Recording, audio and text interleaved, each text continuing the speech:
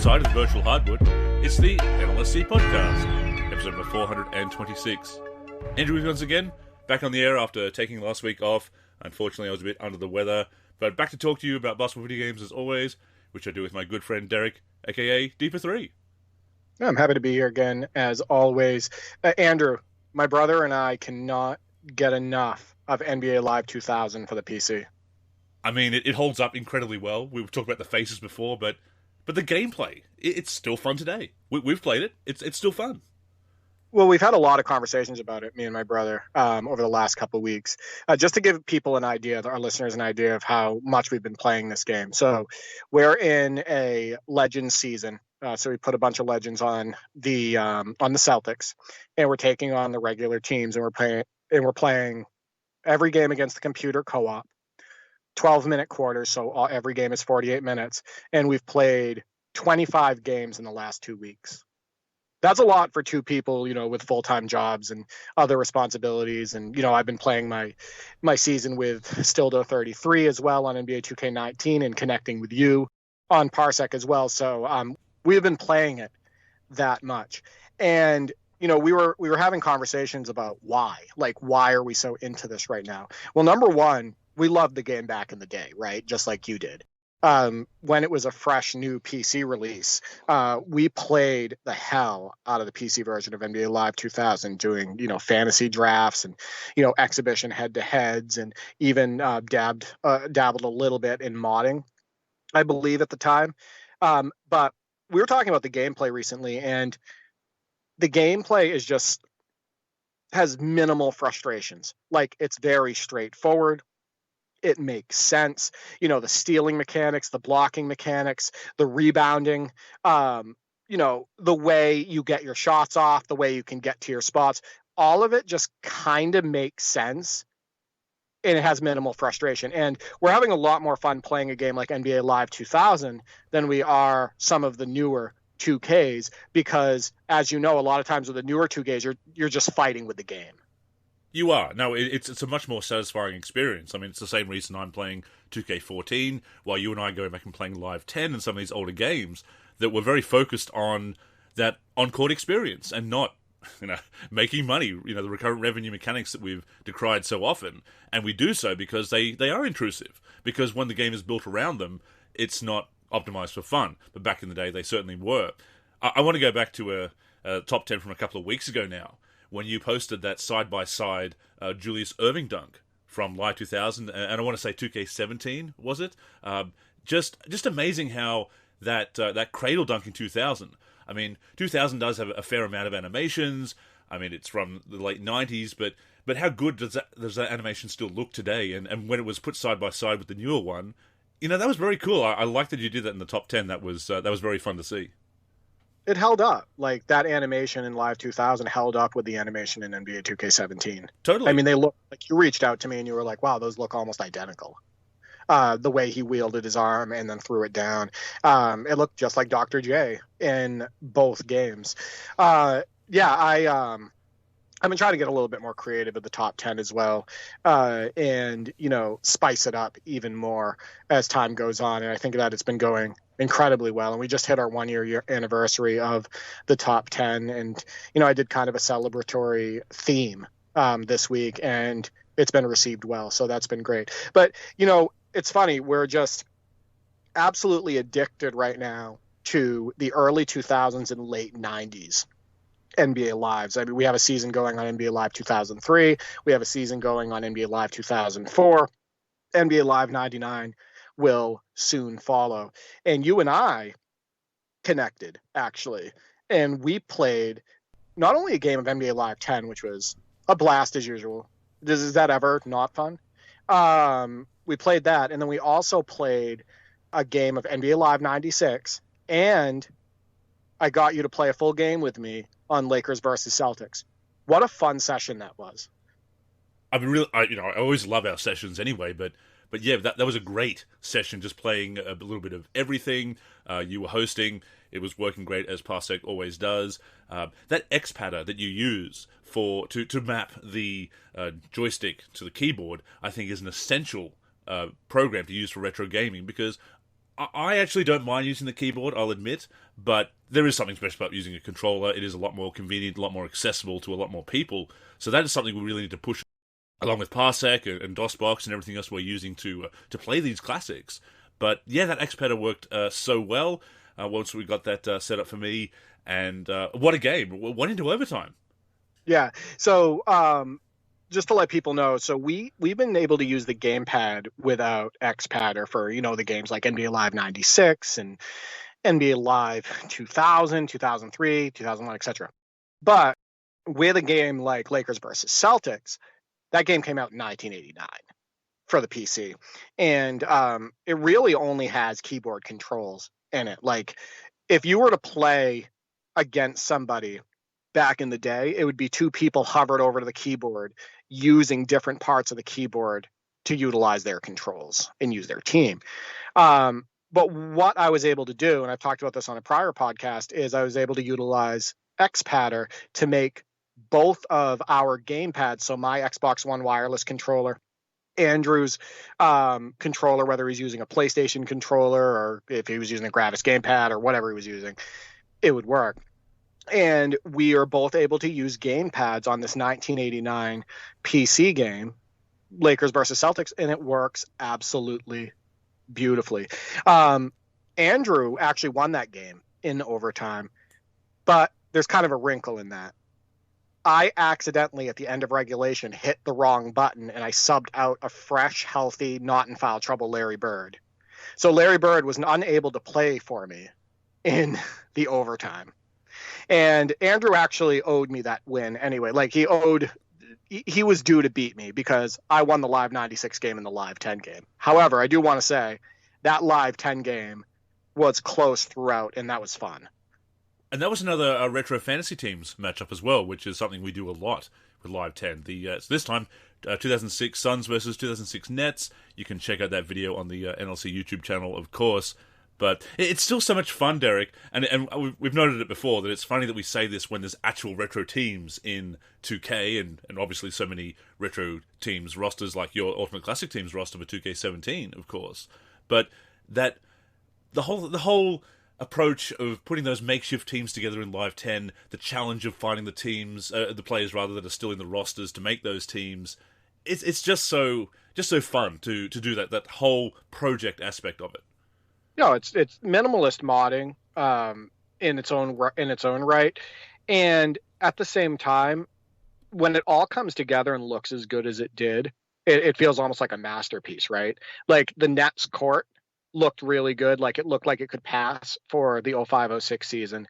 The jerseys were right for both the Nets and the Suns. We were able to get 9 to 10 players on each of the rosters, and all the faces looking great and the players looking true to their real life counterpart, and the way we use the teams too. I thought, we've talked about this with Still to 33, talked about it on several shows before. If I'm playing the PC, they're not going to use Vince Carter like you did, right? They're not going to use Jason Kidd like you did and Richard Jefferson. And the computer is sure as hell not going to use Steve Nash the way I used him against you. Not at all, no. No, Steve Nash was a killer, as he was at the time, yeah. Boy, was that fun. That was fun, that reverse layup. Using Steve Nash in that Suns team was an absolute blast. But yeah, it came together so well. And I got Still to 33 to finally play NBA Live 10 for the first time. He had never played it before, so he connected to me, and we had a game. He used the Bulls, I used the Thunder. He plays a lot faster than you do. Ken he's like an opportunist with the game. Like, he will, if he senses that he can run it down your throat, he'll run it down your throat constantly, right? So he sensed that he could, use Derrick Rose and get to the paint almost at will, and so he was pushing it that way for most of the game. And he had a fun arcade like experience with that game, as it can be when you play on pro. But it was nice to get him on the sticks on that game. He had fun. I thought you and I had a great game, and NBA Live 10 still holds up. I mean, I'm always a little bit wistful when I play NBA Live 10, because you do think about what might have been, right? Oh my God, 100%. You and I talk about it too. We'll be in, like, at the end of a game, we'll be in the chat, and I'll be like, can you believe they didn't have size ups in NBA Live 19 and they had him here? Like, I'll keep bringing that up, or I'll be like, man, that game was so fun. How could they go away from this? And you'll do the same type of thing. It's hard not to think about it, considering the avenue that they went after NBA Live 10, had run its normal cycle. With the cancellation of NBA Elite 11, the cancellation of NBA Live 13, and then the disappointment that was NBA Live 14, and then, canceling after NBA Live 16, and then canceling after NBA Live 19. Like, it's hard not to think about it. It really is. And this week's mailbag question, which we'll be getting to later in the show, of course, is about your favorite NBA Live and why. And we got a lot of great responses, which shows that people do have a lot of affection for the NBA Live brand. And this is something that a lot of people downplay, the idea that NBA Live was ever good or popular and enjoyable, because it certainly was all of those things. And we've got a varied a variety of responses to that question, which we'll be reading off later and responding to. And yeah, a lot of people loved NBA Live, and it's why it's so disappointing that it went downhill as it did and completely collapsed after Live 10, especially with that being such a strong release. And it's why we always talk about we want that competition in the space, and we want NBA Live to be competent because we know how good it can be at its best. And I wouldn't say Live 10 is the best game. As you know, Live 06 PC is still my pick for the best all-around release in the series. But Live 10 was on the right track, and that's the frustrating part of it. I prefer Live 10 over Live 06 for me, gameplay-wise. Fair. Fair. However, I also think that maybe you might be swayed a little bit more if NBA Live 10 had been more complete. Yes. I think that if it had deeper modes, more customization and stuff, and it had a lot of the bells and whistles that Live 06 had, PC release. I think that you may a PC release, right? I think you would be swayed and even maybe prefer it in many different ways, because I know how you've been about NBA Live 10 over the last year. And I think maybe some of that could have been because you've been playing a little bit more human versus human, and that's always going to be a better experience. Speaking of which, we do need to connect on NBA Live 06 at some point and play a game, the PC version and whatnot. But I did want to just let our listeners know. So when Andrew and I played Lakers versus Celtics, he was the Bulls, so Pippen, MJ, etc. And I was the Celtics. And he won that one in overtime. In NBA Live 96, that was a really fun game, I thought. In NBA Live 96, I was the Rockets, as you would expect. He was the Magic. So with the Rockets, I had one of my favorite players ever, Clyde Drexler. I had Akeem, Robert Horry, etc. He had the Magic. So he had, Shaq and whatnot, and Penny, and Dennis Scott and Nick Anderson and whatnot. I thought that was a really fun, competitive game as well. And then with NBA Live 10, he was the 05-06 Nets and I was the 05-06 Suns. That replay of the 95 finals in NBA Live 96, definitely a fun game. Struggling a bit at first. I wasn't hitting my jumpers, but then Nick Anderson came along and I started knocking down some threes with him in the second half and made a game of it. And that was fun. You kicked my butt in the second half with Nick Anderson. I was like, see, the thing with that game is no lead is safe in my opinion. Yeah. Because game runs, turnovers can happen pretty fast, and threes can, as we've experienced in the past with guys like Steve Kerr in those older NBA Live games, threes can come in a barrage. So I didn't feel like the game was safe until the final buzzer, to be completely honest. I also wanted to bring up something, and I know you hold this dear to your heart as well, because you used to play the NBA Lives for the PC back in the day, just like me. My brother and I were just on the nostalgia train. It's still not old. We still love doing this. We're playing NBA Live 2000, and I see the whole export stats option in the stat screen in the game, and I'm like, oh my God, I remember doing this when I was younger, and I loved looking at those text files that had like all the stats like neatly exported. So we hit export stats on NBA Live 2000. We went out of the game and we went into the documents folder where the stats are, and we opened up that text file, and man, that is still so beautiful, isn't it? It really is. Text, yeah. Oh, it has all the names lined up. It has their height, their weight, their college, and then to the right, it has their season stats up to date, their rebounds, assists, steals, points per game, all of that. And it's like, this is so neat, tidy, and awesome. I'd rather look at this than look at it in the damn game. Like, I know you remember doing that. We used to print those out all the time when we were younger. Oh, my Bulls dynasty for oh 06 BC, referring back to that again, I exported the box scores for every game and put that up as part of my story thread. You can still go back and find them. Those files are all hosted on the NLSC, so you can go back and look at all my box scores there. And you're right, there is something very special about it. I think that feature could still be useful today, because yes, we have stat screens, yes, we have screenshots, but sometimes the stat screens, they don't show every single player. And I think there's something very useful about being able to export those stats, because after a certain point, that some of those stats become inaccessible. You can't go back and look at them. So keeping that record, I think, is very important. Or certainly it is to me, and I know it is to you and your brothers as well. So I'd be all for getting that functionality back in the game. Yeah, I would love it. And when you do it in NBA Live 2000, NBA Live 2003, etc., when you hit the export, it sends it to a text file. But today, I mean, if they did that, they could have it export to an Excel, so it's even easier to edit, right? Sure. Or maneuver, or delete columns and whatnot. But you know what? I'm going to print out this, and we're going to keep it in a binder. At the end of the season, the end of the season stats and whatnot. And I think it will just be awesome to look back on it. And I think that I think it would be really handy in the newer games as well. I completely agree with you. We're both having a big throwback, I think, at the moment to some of our fondest memories of basketball gaming, and showing that we can continue to create memories with those games if we're not really feeling the latest one. You had more fun with 2K22 than I have, partly because I'm so obsessed with 2K14 in my career, which I'll... Not the PC version, though. We've talked about this. Yes. It's the series, the one that I have on Series X. The PC version, I'm done with that. I barely played it. It's just not fun for me. No, absolutely. And I'm in the same boat with it. But we've got a lot of those old NBA Live set up on your PC now. Had a bit of issues here and there. Had to use the N-Glide wrapper to get the compatibility with a game that was never meant for such advanced video cards, of course.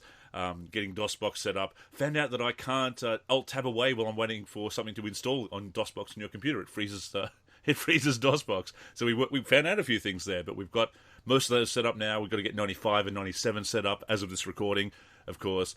But yeah, just so great to get those set up on your PC as I have it on mine, and so that we can both play those and maybe even mod them or enhance some of those mods that are out there already, because there are quite a few historical mods for some of those old games that we can, with the tools we still have, fix them up a little bit and assign faces and just enhance them, because back in the day, Derek, of course, you're on dial-up internet, you don't have as much storage space on Yahoo Geocities or AngelFire or wherever you're hosting your files, so a lot of those mods had to be kind of minimalist and use the creative player appearances and had to distribute faces separately. But with the speed of internet these days and the storage space at our disposal, we could make enhanced versions of those mods with all the faces included. So a couple things. I downloaded the historical roster. It's made by Lutz for NBA Live 99. I got to tell you something. I don't care if most of the faces that are in there are done via creative player. There was so much love put into that roster. And as a result, it's fun to play. I posted highlights of me using the all-time Lakers versus the all-time Celtics. And, making a pass from Magic to young Kareem on the Lakers and, throwing it down and whatnot. It passes for their likenesses, and it is really a lot of fun. Congratulations for them on such a great release. I've been playing that Live 99 roster quite a bit. They have the all-time teams roster. So 15 players on each team. The best players of all time up to that point, up to, NBA Live 99 for those standards and whatnot. And then the champs roster, which is, the best teams of all time up to that point. And I've been playing the hell out of those. So good stuff. But you're right. Technically, with what we know now, like what we found out with NBA Live 96, when I was able to make portraits for that game, like high quality ones, we could make portraits for every player, or at least the starters on every team. We could technically make cyber faces that are missing, like real cyber faces for those players. So yeah, the opportunity is there and the possibilities are endless. I also want to point something out too. How great has Parsec been? So basically what happens when Andrew installs NBA Live 99 on my computer, NBA Live 98, NBA Live 96, Live 2003, etc., is we boot up Parsec.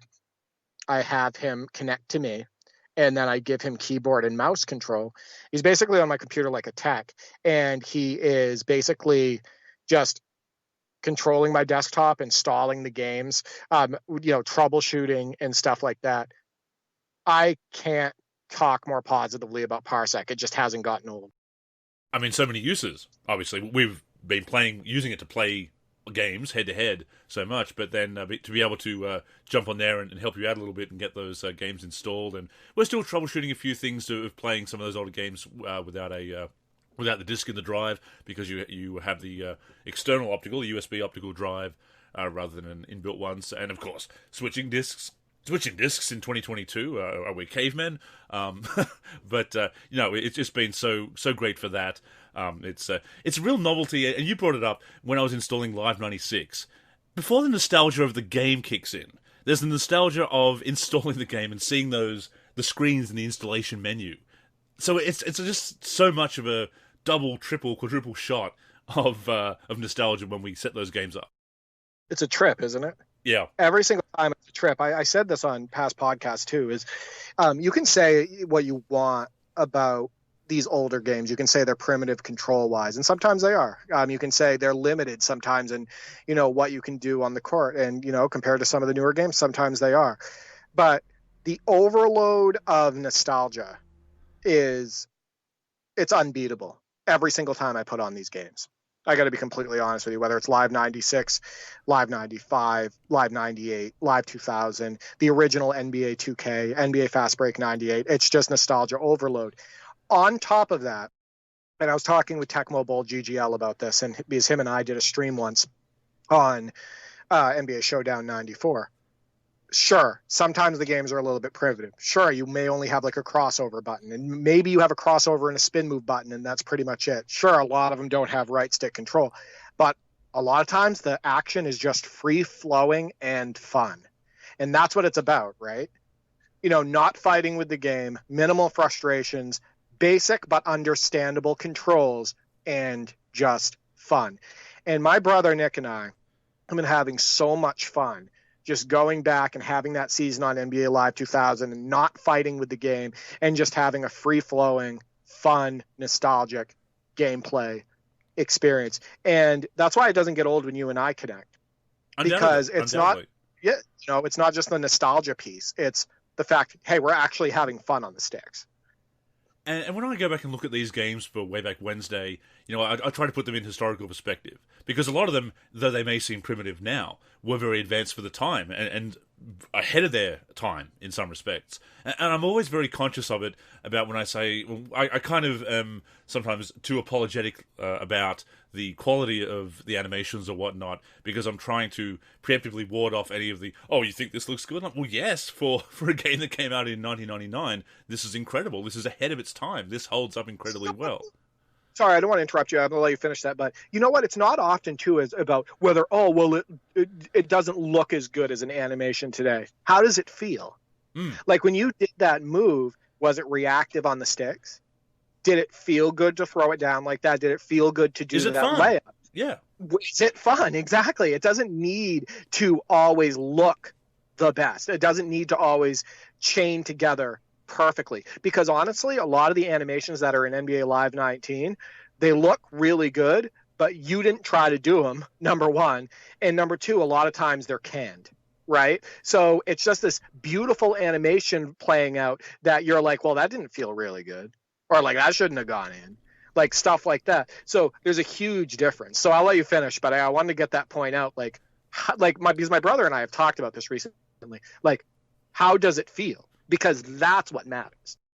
No, absolutely, and that is something else I try and focus on in Way Back Wednesday. But I do realise that I'm sometimes preemptively apologetic or trying to ward off that inevitable, you think this looks good? It's so old, but as you say, it's how it feels. It's like an old movie. Yes, the special effects or the CGI may be dated now, but what about the dialogue? What about the story? What about how that movie makes you feel and be able to push those emotional buttons as great stories do.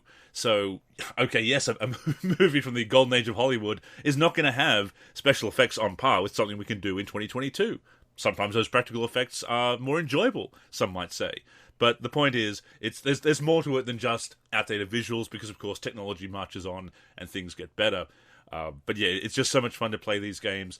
And speaking of nostalgia with the games, I'm guessing here, but I feel that you may feel it as I do, that whenever we fire up these games and we see these great intros, those video intros, we skip them because, we're trying to maximize our time, because we have the time difference between us, and sometimes it's late at night for one of us when we play.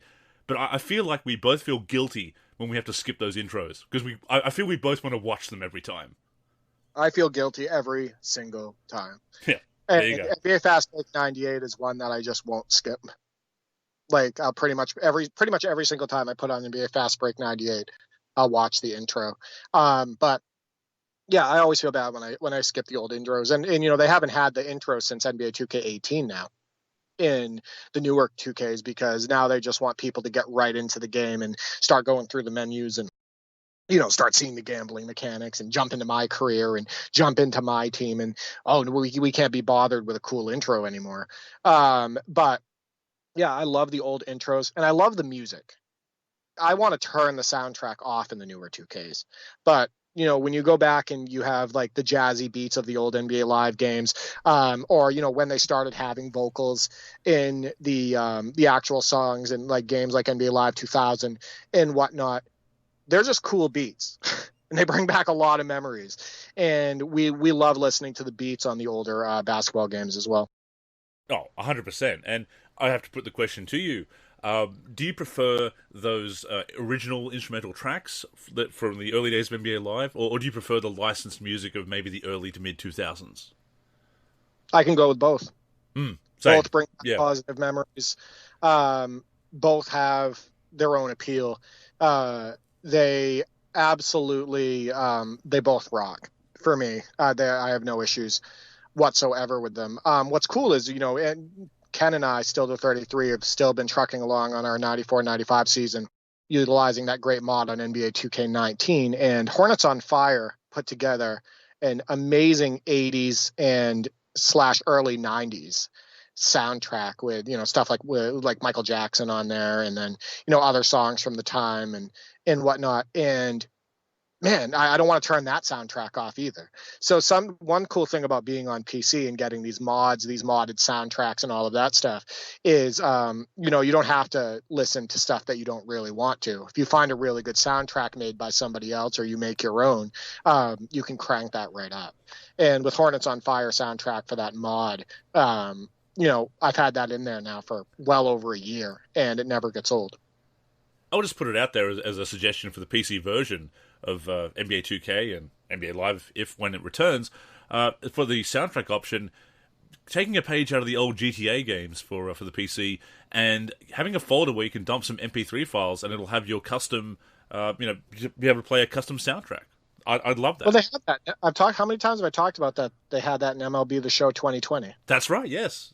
My brother and I put our own soundtrack in there. We dumped a bunch of files on a thumb drive, a bunch of MP3s. We plugged it into the PlayStation 4, and boom, there was our soundtrack. We just uploaded it to the game. And, they talk about, everything's better, blah, blah, blah, new technology, new systems. Look at MLB the show, the newest one for the Xbox Series X, and they took that ability out. You can't do that anymore. You can't plug in a thumb drive. You can't put in your own soundtrack. That game's also missing several other features that the PS4 version had and stuff like that. So needless to say, I'm not impressed in the least. And my brothers and I have talked about this too. They agree. We're not impressed in the least with the quote unquote next gen jump. In fact, I don't think it's been a jump at all in many ways. Well, it comes down to not just technology, which is always getting better to a certain extent, whether it's the loading speeds and RAM and video card performance and whatnot, but also design concepts. And people talk about engines and whatnot, and what would make a game great, and we need this game on Unreal Engine, we need this game on Frostbite or whatever. But it comes down to the people creating it and their vision and how they're going to utilize that technology. I mean, there are advantages to having in-house and specialized engines, of course, but if it comes at the end of the day, it comes down to how you're using the technology, how you're designing the game, whether you're designing it around recurrent revenue mechanics or whatnot.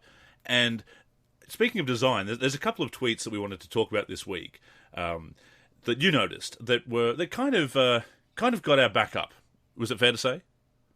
Yeah, I mean, I sent those two immediately when I saw them, and I was like, we need to discuss these items on the show. What's alarming, but we already knew this, but it is still alarming, was the amount of support that the OP of the tweets got for these takes. And unfortunately, because of this, it's the NBA 2K situation, in my opinion, is just going to continue getting worse and not better as far as like recurrent revenue, as far as, the artificial boosts, as far as just like the overall game design.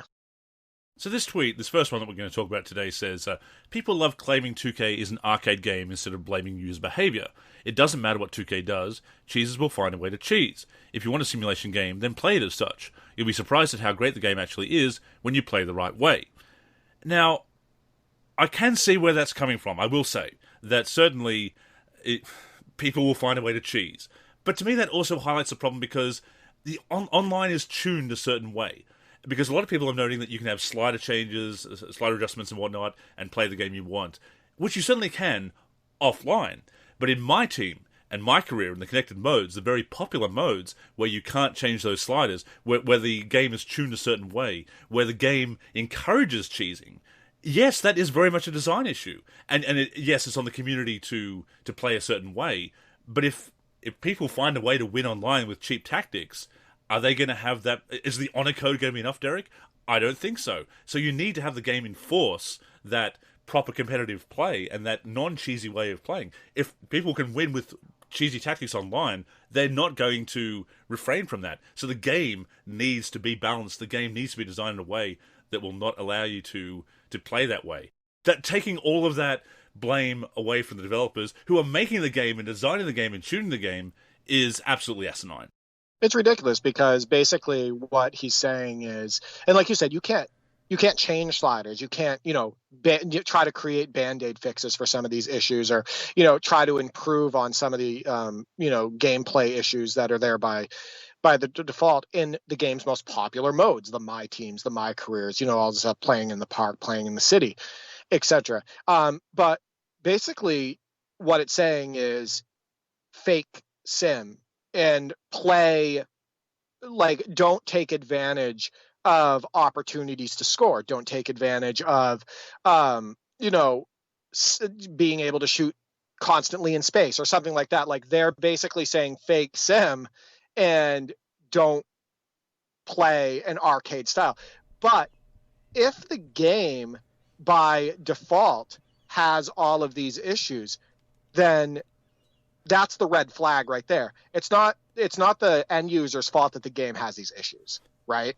So basically it's the developer's job to create a game. If they want people to play more sim-like, if they want people to play more realistic, if they want to make it so it's not so cheesy, they need to be making the game with less issues, with less overpowering artificial boosts. They should be encouraging that gameplay style, that more sim-like realistic gameplay style, by putting in proper and better mechanics in the game. So if you're asking people in the community, basically people that have been grinding hour upon hour or paying dollar upon dollar upon dollar to upgrade their player and get like their player loaded out with badges, and if you're asking that person to not utilize what those badges allow them to do on the floor that give them, giving them that overpowering advantage, like, you can't ask people to do that. Like, that's what they grinded for, right? That's what they spent their money on, to upgrade their player to do it, to be able to achieve that performance on the court. So if somebody does that and they have this ability now to cheese step back threes from 30 feet or 35 feet over and over and over again, how is that their fault that they can do that? That's Exactly. in the game. That's a game mechanic. That's the developers putting that ability in the gamer's hands. And of course, that person who spent all of that time grinding or spending all of that money or a combination of both, of course they're going to utilize that when they get it.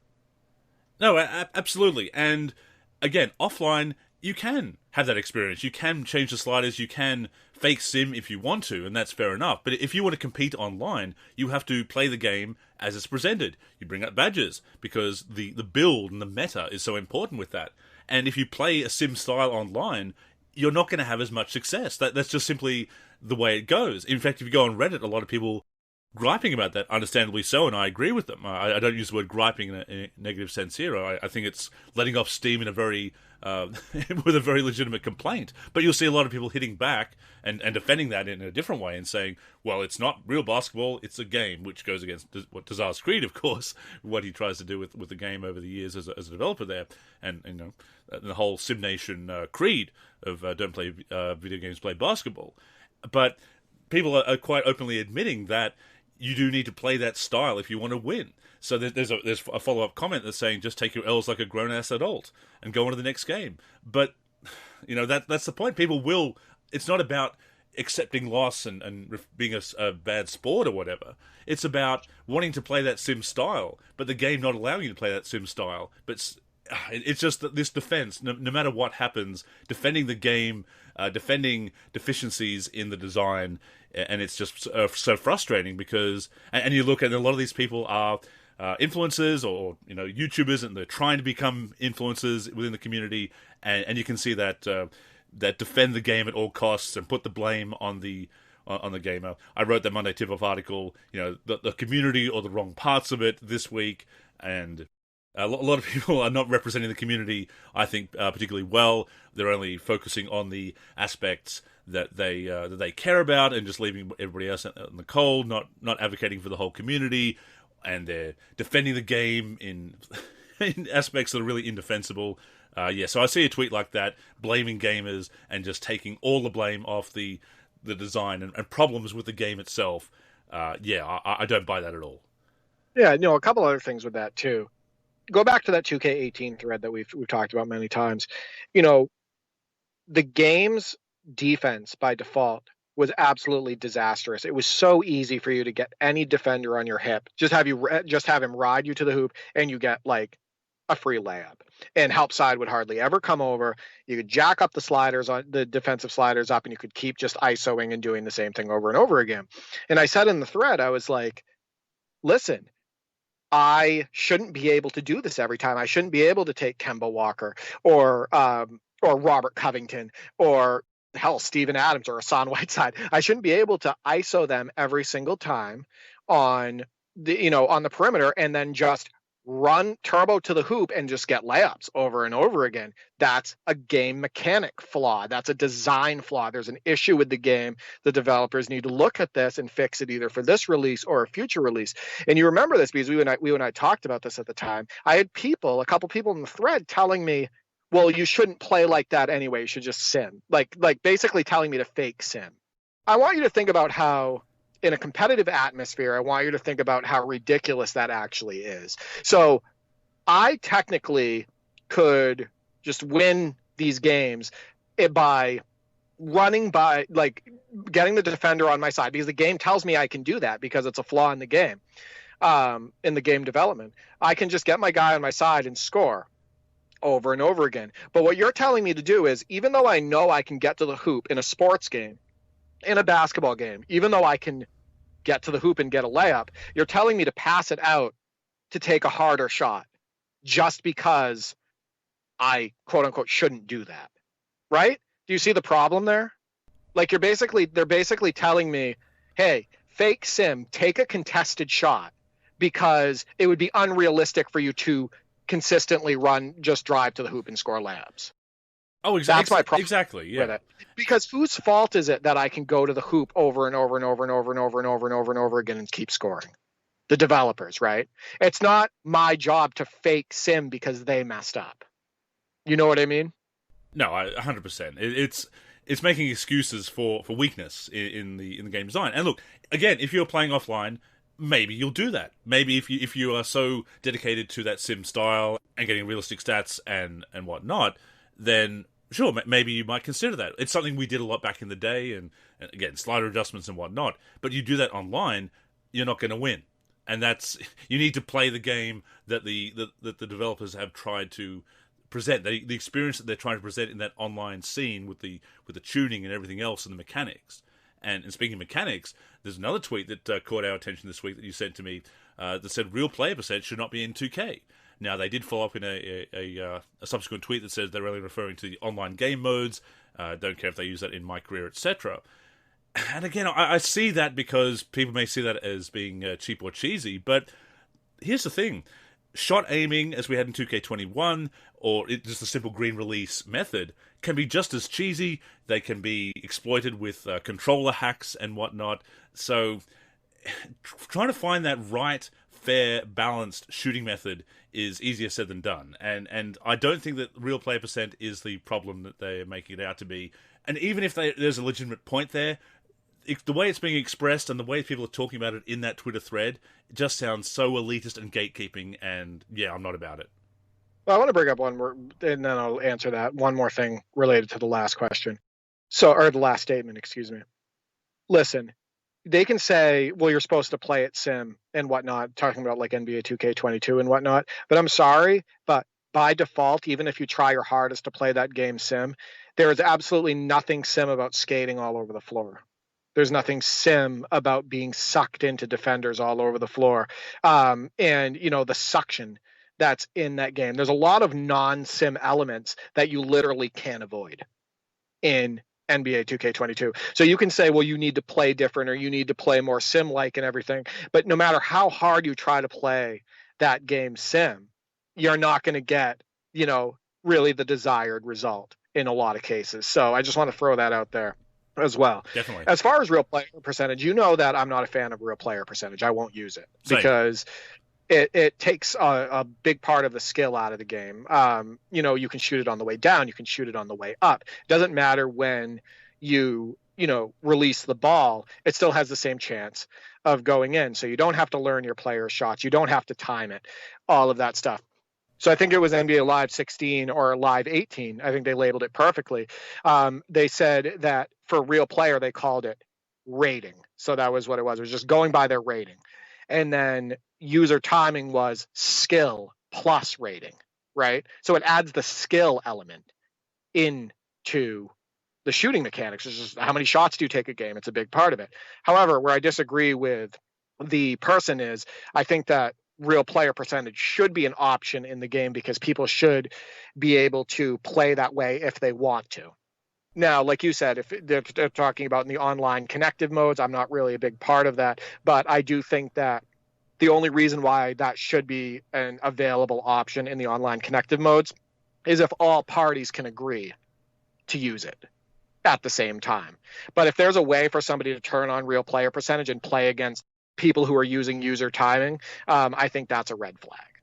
Well, that is what's possible at the moment. And I do see the objections to that. But I also see that, I was playing 2K21 online a little bit before I put that aside, and I'm seeing people doing these Euro step back threes that they're greening or getting that perfect aim on and just swishing from 35 feet. And yes, we know players do take some long shots these days, but when they're doing that and shooting 15 of 18 from 3 in 5-minute quarters, we talk about what's arcade and what's sim. That's certainly not sim for that to happen. So this goes right back to the other question too, right? The other comment. It does, yeah. It goes right back to that because the developers allow that. They make those badges, and the way their rating system is set up, they make it so if you have that perfect cocktail, right, that you can do those ridiculous, unrealistic 15 for 18, super deep threes, which nobody in real life, not even Steph Curry, can even get close to that. right? He's not shooting 15 of 18. No, from there. He's right. not. I mean, this is the same video game. This is the same video game that I see Dikembe Mutombo getting like an opal card or something like that. And he's like 98 overall. And people are like doing like ridiculous Allen Iverson type dribbling with Dikembe Mutombo and stepping back and hitting like high arcing threes. Right. So we're talking, this is still, remember, we're still talking about NBA 2K and the way it's designed now. So a lot of times they're not shooting for realism. They're shooting for that incredible arcade style. And what have we talked about before? If they're shooting for that arcade style, that's what the people who are, jumping into play, whether it be in the city, park, or whatnot, or in the my team connected modes and all that stuff, that's the way that they're going to probably play the game. Well, like the argument is always the skill gap, and I know people want that for the competitive online scene, and certainly for offline play as well. You want it to represent skill rather than just a random dice roll or whatever. But green releases and shot aiming, these are mechanics that people have cheated with one input. Scripts to cheat one input that they can get green releases with a button press. So that's how much skill it is that you can cheat the input that easily with those scripts, those controller scripts. And also there's so many other things, so many canned moments, canned rebounds. The animations that you have are predetermined for you, that if you're going in, you can say, okay, I'm going to go for an aggressive dunk or finish left, finish right. But the specific animation that the game chooses is beyond your control. So when somebody does something awesome, an awesome dunk or something, yes, you may have chosen to finish left, or you've chosen the fancy dunk option, or what's that, the aggressive dunk option now in next gen with the meter, etc.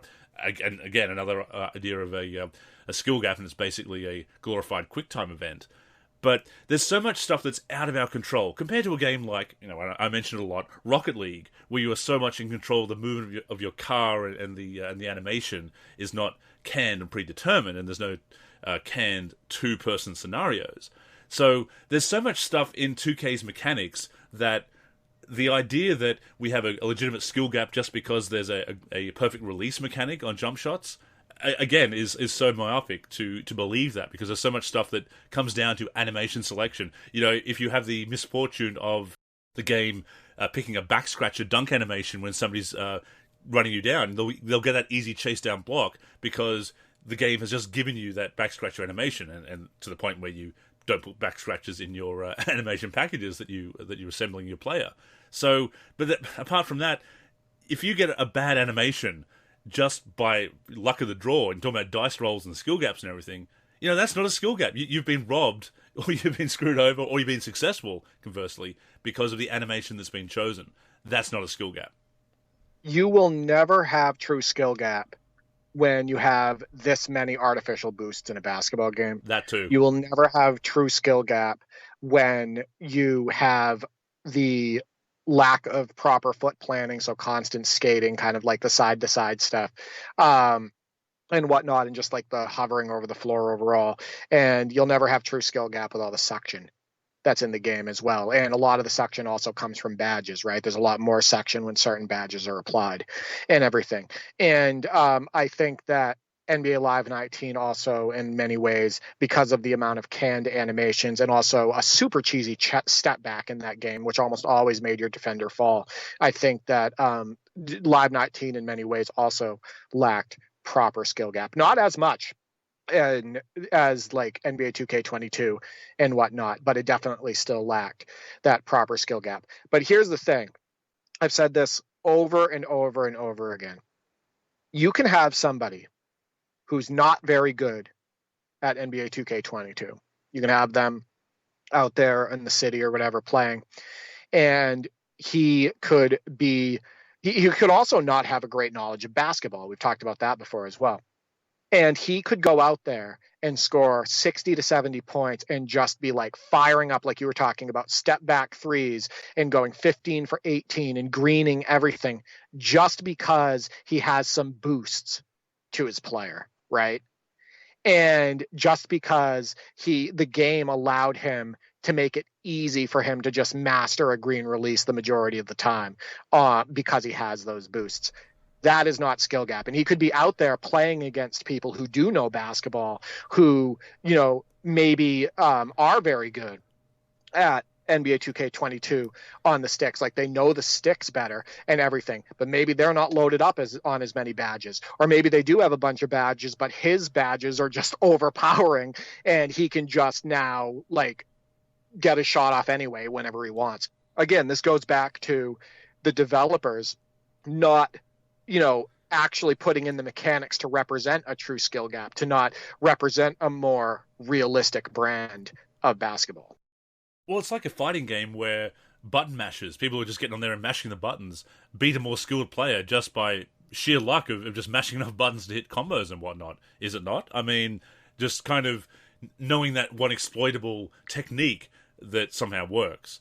And look, again, I see the point that they're making here, but when people make these statements, these sweeping statements of this is what 2K needs to be, and these options mustn't be in the game, and the game must be this way, it's that missing that big picture that we love to talk about here on the NLSC podcast, because it's so important and it's so overlooked, that when you present that game that's only catering to the elitists and the top tier gamers and whatnot, because everybody is a newbie at some point and they need to get better.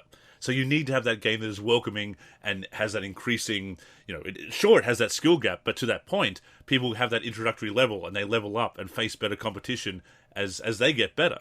And it's why I say so often, we don't have proper matchmaking because it kind of stands in the way of recurrent revenue mechanics, because it kind of forces you, if you're thrown in there with everybody, no matter what skill level, it encourages you to upgrade quicker, which means paying for VC and paying for attribute upgrades, grinding, etc. It's great for the... They don't want you, right, they don't want Andrew, who starts off maybe, I don't know, but like 60 after overall, a little bit, yeah. You're at 60 overall. So they don't want Andrew, who starts off, maybe enhances the player a little bit, maybe 65, 68 overall.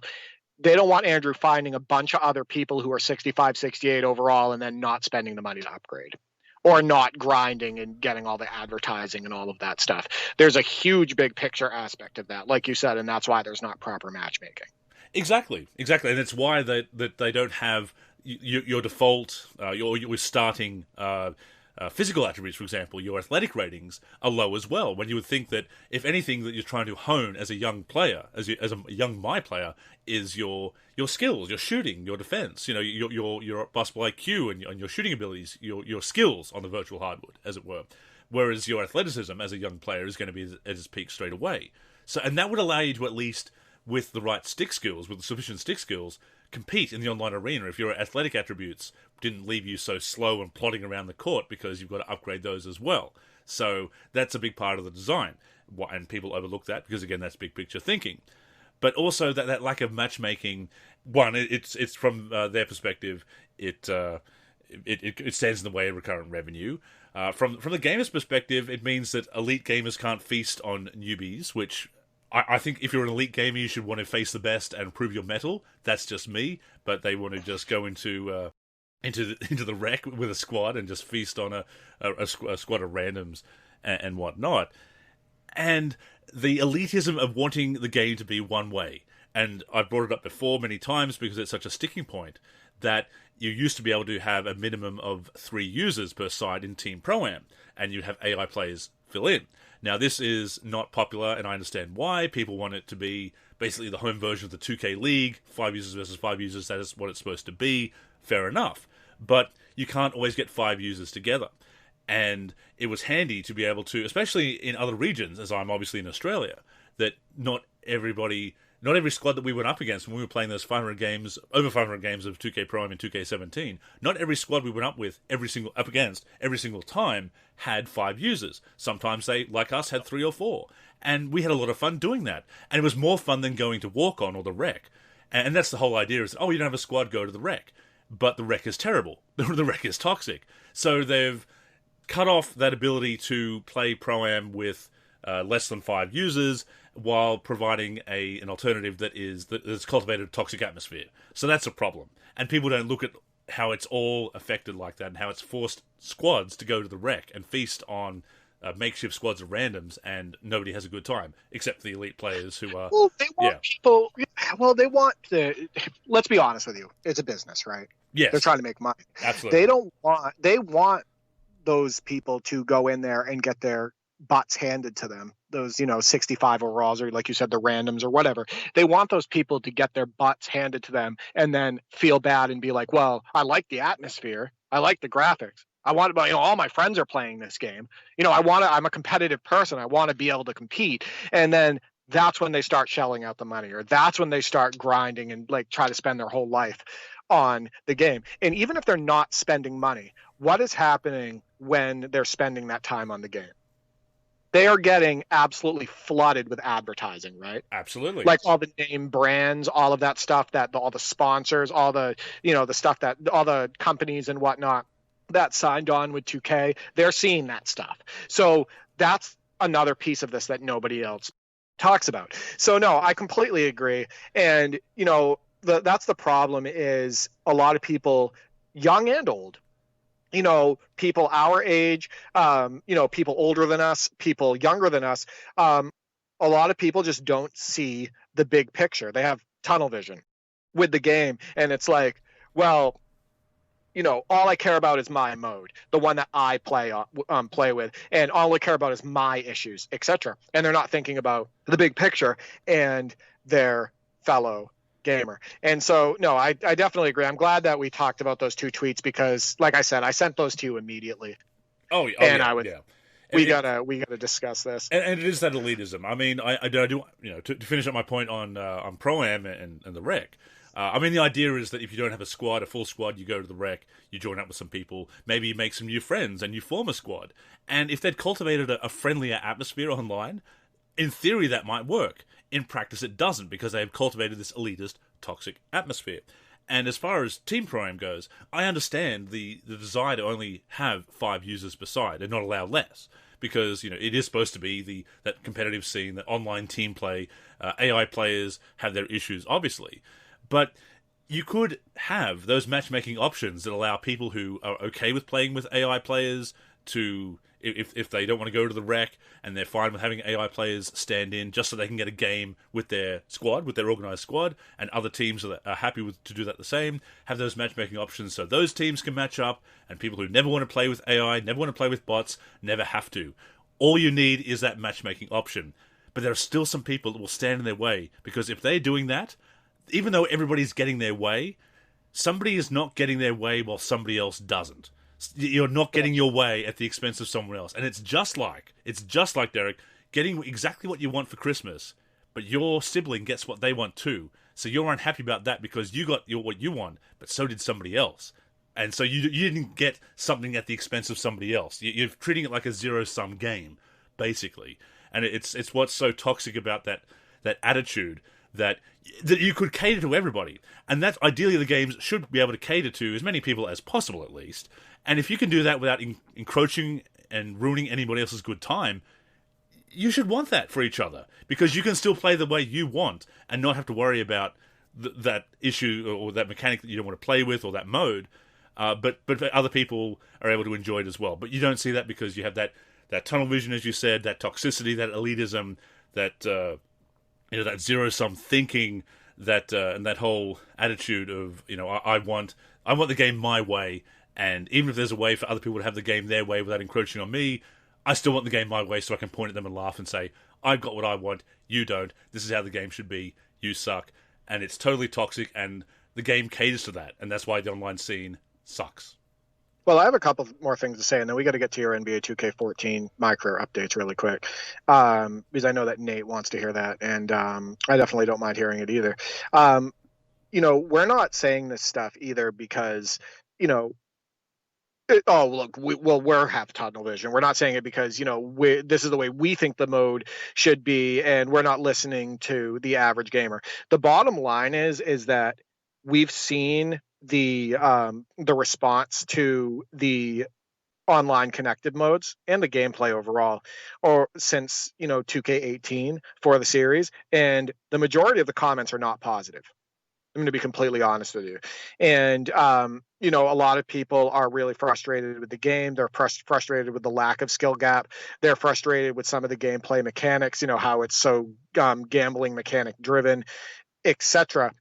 This isn't just us saying, what we don't like about the game and the mechanics and whatnot. It's what we're hearing a lot of the community discuss. as well. And I think you can agree with that. Oh, spot on. Absolutely. It's like saying, oh, nobody plays franchise modes. They should be removed from the game. No, they shouldn't. Because their presence doesn't hurt the online scene or my career or anything else, or Play Now Online or anything else anybody wants to play.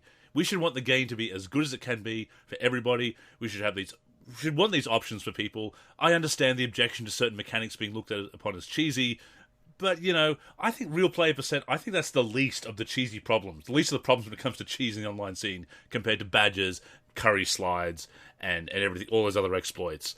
So if you're going to talk about skill gap, you want to also get rid of those as well. But a lot of people don't because they're reliable techniques. Again, play sim, but at your own peril. So those two tweets were very much connected, absolutely. Right. King J Mason, real quick, and then I want to throw it to you for the 2K14 My Career update. King J Mace is doing something pretty awesome. He streams a lot on Blacktop. He connects with people on Parsec. He's using all the different Blacktop mods for the PC. And what he's done is he's kind of creating this, I don't know, this little community of fair online gaming, right? Fair, connected Blacktop gaming, rec gaming, city gaming, all of that stuff. He's doing it so it's to get away from, and him and I have talked about this before, it's to get away from that toxic online scene, that unfair online scene that 2K has kind of created within their game. And he's kind of creating his own community. And having a lot of fun, and everybody who connects to him, I've tuned into some of his streams, is just connecting to him on Parsec. They're just having a blast playing, basketball. And sure, sometimes you'll get a cheeser in there who's trying to do the same move over and over again. Sure, you'll have somebody who's constantly over dribbling, who maybe doesn't know too much about basketball, so he's just trying to spam the joystick and whatnot.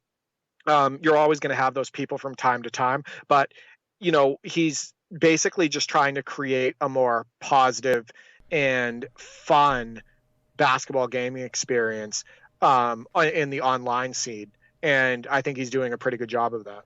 No, hats off to him, absolutely. And it does go to show that there is a community that wants to play that way and to have that sportsmanship and that great competitive environment. And as you said before, the fact that there's so many people have those negative comments about the online scene suggests that the majority is not happy or as satisfied with it as they want to be and could be if it was a better situation. So I think that speaks volumes. I mean, if it's just a small group of malcontents who don't want to take the L's, like a grown-ass adult or whatever you want to say, or they're unsportsmanlike and they don't want the competition, they just want to cheese or whatever. If that was just a small group of people with those complaints, you might say, well, okay, you're just an unhappy vocal minority that's going against the grain. But with so many people having these complaints, that suggests that there actually is a problem with the game. Because, look, we're not saying that the developers don't work hard. We're not saying they're not trying to make a fun game.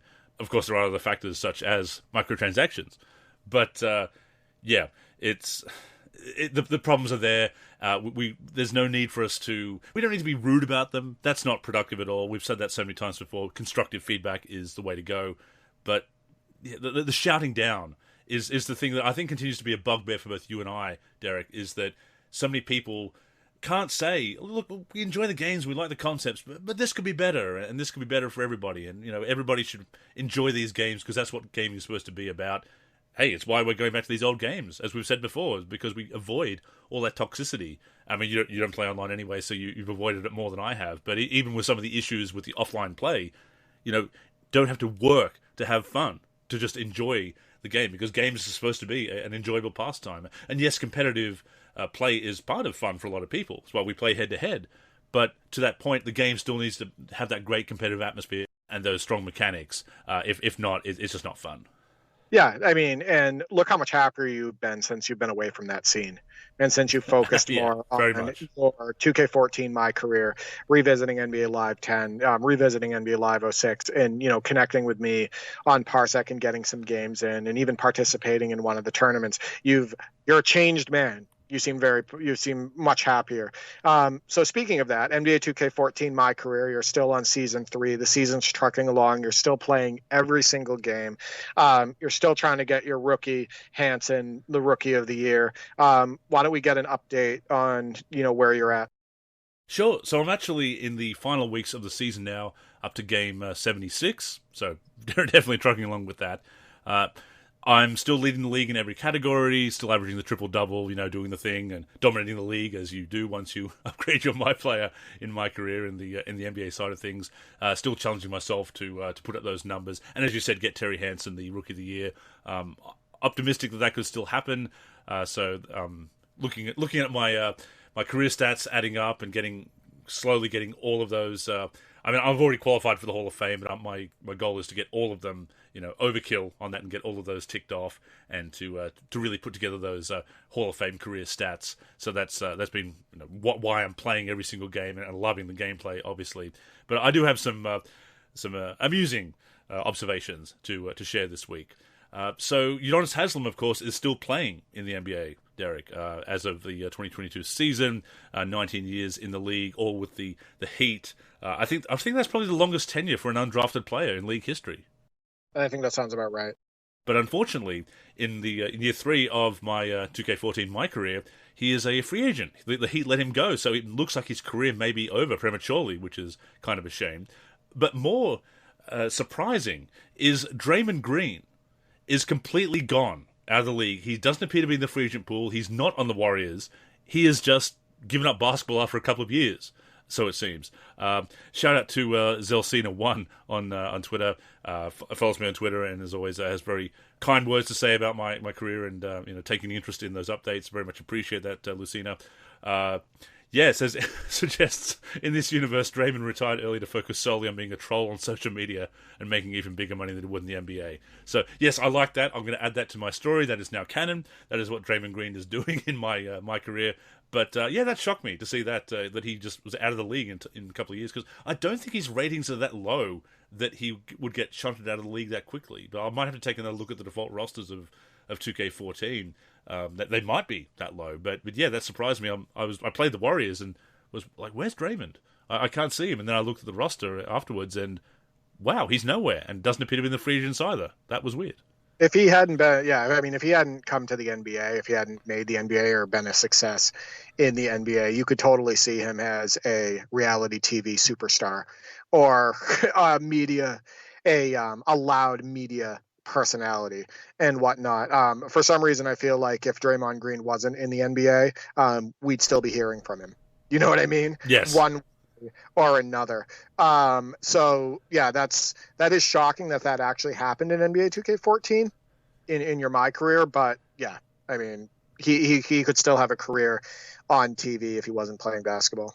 Yeah, maybe he is. We can see he's a studio analyst, or perhaps he retired to that. And of course, shout out to the real Draymond Green, of course, setting up the fund for his former college teammate who passed away, Adrian Payne, quite tragically. That was good move by Draymond there. He called Kendrick Perkins a big ogre. So that's a feud that's going on right now. Kendrick Perkins criticized Draymond Green in a recent playoff game, and Draymond Green didn't like it. So he called Kendrick Perkins a big ogre. So got that feud going on. So Draymond has kind of embraced the comparisons to Donkey from Shrek. So is this Shrek versus Donkey now? Shrek and Donkey will never be anything but Glenn Davis and Nate Robinson for the Boston Celtics. I don't know if you remember that from when they were in the playoffs, and both of them were performing incredibly well, and they were having their post-game pressure. And I think I can't remember which one of them said it, but they said we're like Shrek and Donkey. So that's for forever. Glenn Davis and Nate Robinson will be Shrek and Donkey for me. No, that is fair enough. But so of course, LeBron went to the Lakers early in this reality after the 2014 season, where he's teaming up with Kobe Bryant. So I defeated them 122 to 105, and was leading pretty much the whole game. I had better stats than LeBron, just I think a rebound short of a triple double. He had 30 points, meant 4 rebounds, 3 assists. Not quite LeBron numbers as far as those rebounds and assists go, but anyway, I outplayed him. But he was still the player that was interviewed post-game with Doris Burke talking about how he turned it around in the second half, which is funny because we continued to lead throughout the second half and won. And, I mean, it's obviously done because he's the cover player. He's one of the players they got to record real voice for the interviews and so forth. But it reminded me so much of talking heads these days, Derek, that even when LeBron is not in the playoffs, somehow they make it about him and bring him up. So that even though we beat the Lakers with LeBron on the team and won by double digits, there was no turnaround in the second half. They're still interviewing him after the game as if he won and treating it like a victory. And I was like, this is such a great example of a video game replicating real life. I had to laugh. Well, politics don't stop. Well, politics don't stop in the video games. You know that. True. So that Windmill Off Vert sent in a highlight, an amazing highlight of a dunk he did using the Lakers on NBA 2K22. And on one end of the court, there's just an ill-advised pass thrown, and LeBron is the one who intercepted the pass. He passes it up, and it's a wide open dunk, but it is an unbelievable dunk contest style, like 180 Neek type pump between the legs, reverse dunk. I don't know if you remember that. It was in one of the recent top 10s. But the entire time while they're showing the replay, the game shows its automatic replay of that unbelievable jam, Doris Burke is just absolutely going off about LeBron's steal. So not talking about the dunk, nothing like that. The commentary is Doris Burke saying, LeBron, always there, his lightning quick hands, you better watch out, or something like that. Just talking all about LeBron, who just was standing in space and the ball just went to him for a steal. But yeah, even then, they can't talk about the dunk. All they're doing is talking about LeBron. So Doris Burke loves LeBron. You know that. Yes. I mean, it's constant through like the last 4 games, 4 NBA 2Ks, the unbelievable comments about LeBron from Doris Burke. It's just constant. Sim comes in all flavors, not just on the sticks, but also in the presentation as well. But that did tickle me, the idea that they interviewed him after the game after a loss and were treating it like he'd won after a big second half comeback, which he did not make. But they are second in the West to the Blazers, leading the Western Conference there. It'd be interesting if either of them come out of the West. Hopefully, I'm obviously looking to come out of the East with the 76ers because the first championship in the rookie year beat the Blazers, so that'd be a great rematch there. A fun, continuing that history. And of course, if the Lakers come out, going up against LeBron and Kobe in the finals, and the 76ers and Lakers obviously have clashed multiple times in the finals as well. So I love that backstory that's driven by the real NBA, which has been a big part of why I've enjoyed 2K14 my career so much. That focus on the NBA side of things. I did have a 45-game winning streak broken by the Pistons. Jackson Ellis, who of course is the rival in 2K14 My Career Story, plays for the Pistons, so that was both appropriate and heartbreaking that he was the one to end the streak. He just had a great game. I was back on my heels trying to defend him. Did outscore him, but he did put up 40 points on me, which is unusual. But so that was... But, all good things must come to an end, and I'm looking to dust myself off and finish strong. Currently got a record of 70-5, so not doing too bad in the regular season. In pretty good shape heading into the playoffs. Everybody's healthy. Carmelo Anthony's up to his scoring average this year because I'm trying to feed him more and let him do his thing. Terry Hansen, again, going for the Rookie of the Year. So it's been very rewarding still, not getting tired of it, looking to play every single game for at least a couple more seasons, weighing up the options of what I want to do when the rookie contract is up. Didn't end up trading Tristan Thompson, so he's upset on the bench. That's not ruining the chemistry, although you would think he'd be happy that he's at least contending for a championship. But so that's my update. So I hope you enjoyed that, and hope you enjoyed that, Nate, and everybody else. Tristan Thompson is still probably getting paid for being on Keeping Up with the Kardashians. So I think he's doing just fine income-wise from the NBA and from his TV contracts and whatnot. Thanks for doing that. I mean, Jackson Ellis didn't put on a Delonte West type performance, but it sounds like he still played pretty well. I mean, he scored 29 in the first half. He was going off, and I got in foul trouble, so I had to be a little bit, a little bit careful. And yes, but they were up by as much as 35, I think, at one point. I ended up cutting it down to single digits, but just ran out of time. As the great Bill Russell says, we never look at it like we lose. We just ran out of time, and right. I definitely ran out of time in that one. Yes. Right, but Cavs 4-8-7-2 with Delonte West had 39 points in the second half in a playoff game, and he did it in 12 minutes. Yes. So sorry, Jackson Ellis, you couldn't compete with Delonte West. I was excited to start that series for the NLSC channel, and I hope people enjoy that.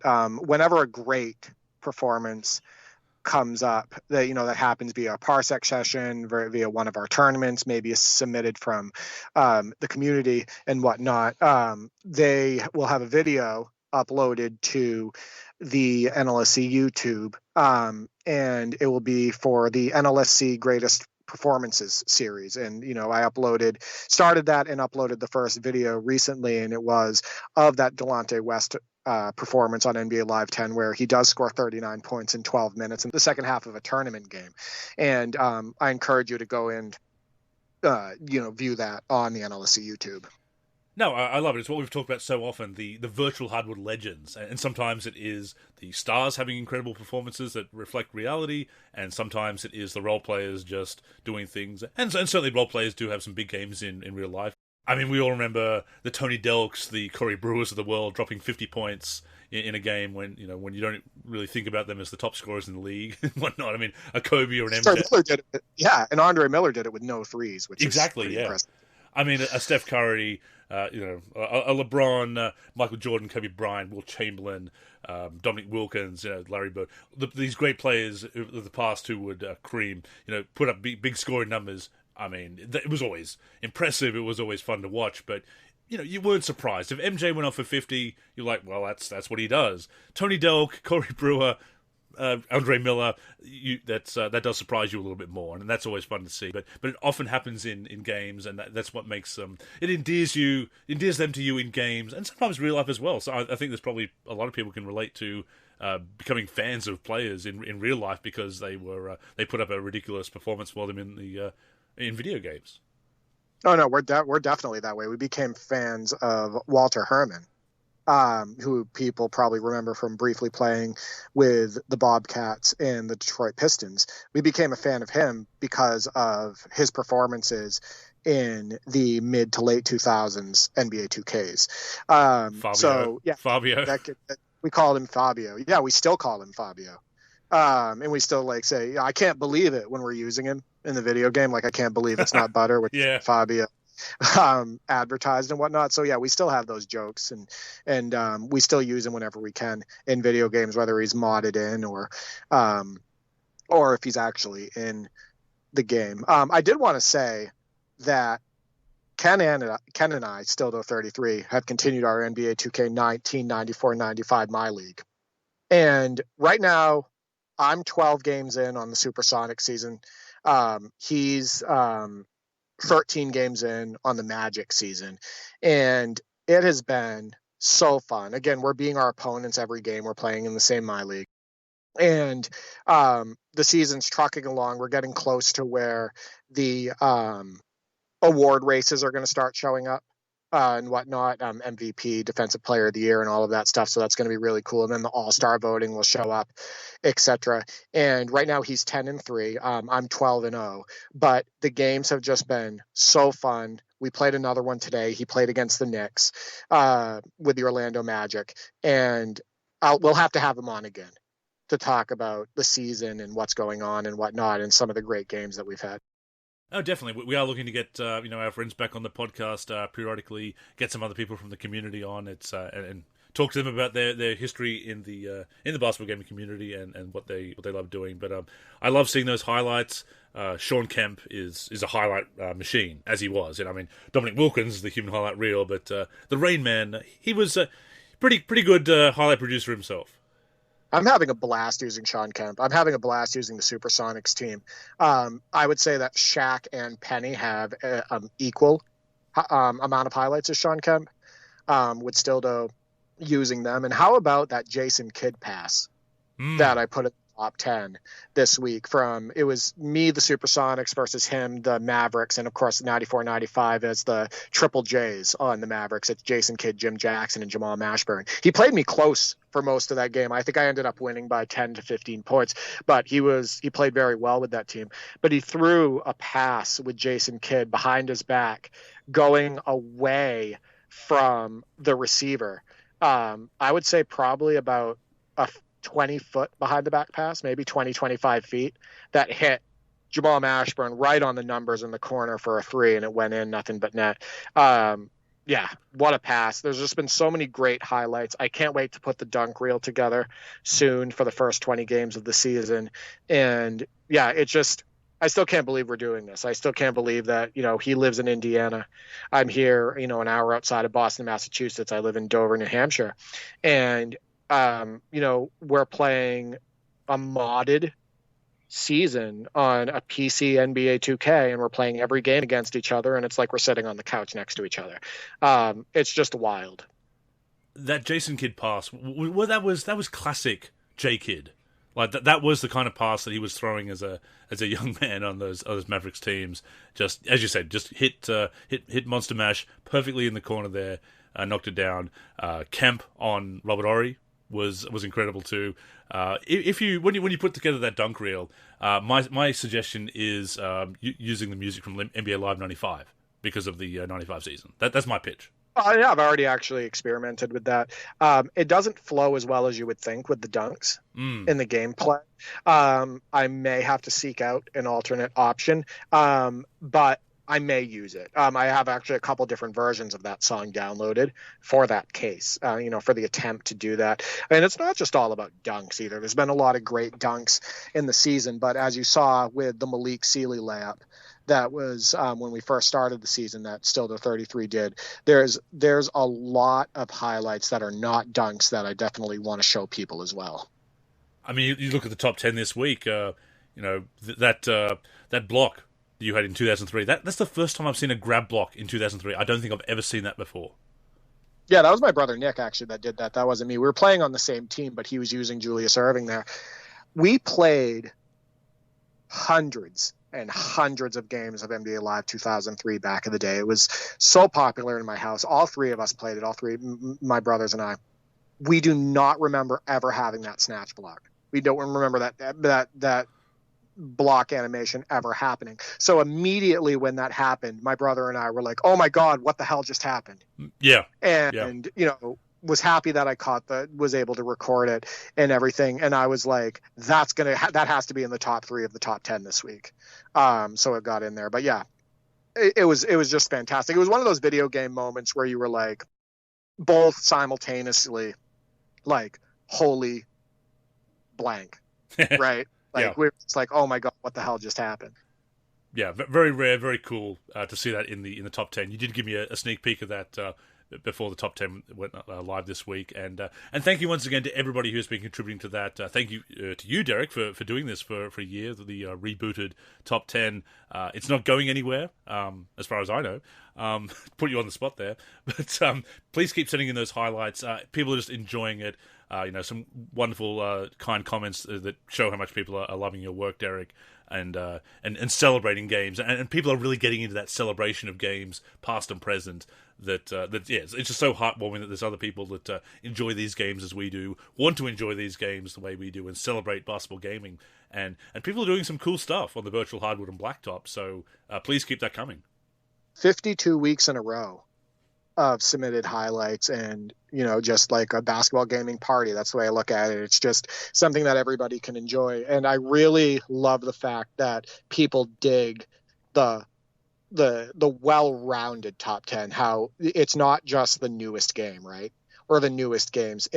We're going back to Double Dribble. We're going back to Double Dribble Arcade. We're going back to Dunk Dream, NBA Live 96, NBA Live 99. We're also doing Arcade. We're doing NBA Jam on Fire Edition, but we're also hitting the newer titles as well. We have the 2K19 highlights, 2K17, 2K22, NBA Live 19. It really is a celebration of basketball gaming, and I get so excited every time I receive a highlight. Whenever somebody messages me on Twitter and says, hey, I have a highlight for you, where can I send it? I get super excited and send them the contact information immediately. When I get an email of a highlight, it gets downloaded immediately, because I love basketball gaming and I love getting highlights. I think it's amazing. And then, I get to think about where it's going to be placed, what I can do with it to spice it up. Do I need to smooth it out to make it even stand out even more, etc. I love being able to customize the top 10 and make it fun for everybody. So yeah, please keep sending in those highlights. And speaking of indirection, Derek, it's time to open up the mailbag. To the mailman, the pump fake. What an unbelievable dunk! So you put out the question, as we said at the top of the show, what is your favorite NBA Live of all time? And a lot of people responding to that. Again, NBA Live, despite the ups and downs over the years, does resonate with people. A lot of nostalgia there. A lot of people, that was one of their first basketball games they played, a game in the live series, if not the first. And as we said, a lot of great responses. So first up is King J Mace, mentions NBA Live 2003 with the aforementioned J-Kid on the cover. Played it at my grandma's house so much. PlayStation 2 era. Now, Mace made me feel very old when I saw a tweet of his that mentioned his age and some of the first games he played. Made me feel like an old man of 37 that I am. But 2003 is a game that I've seen a lot. A lot of people mention 2003 in these responses.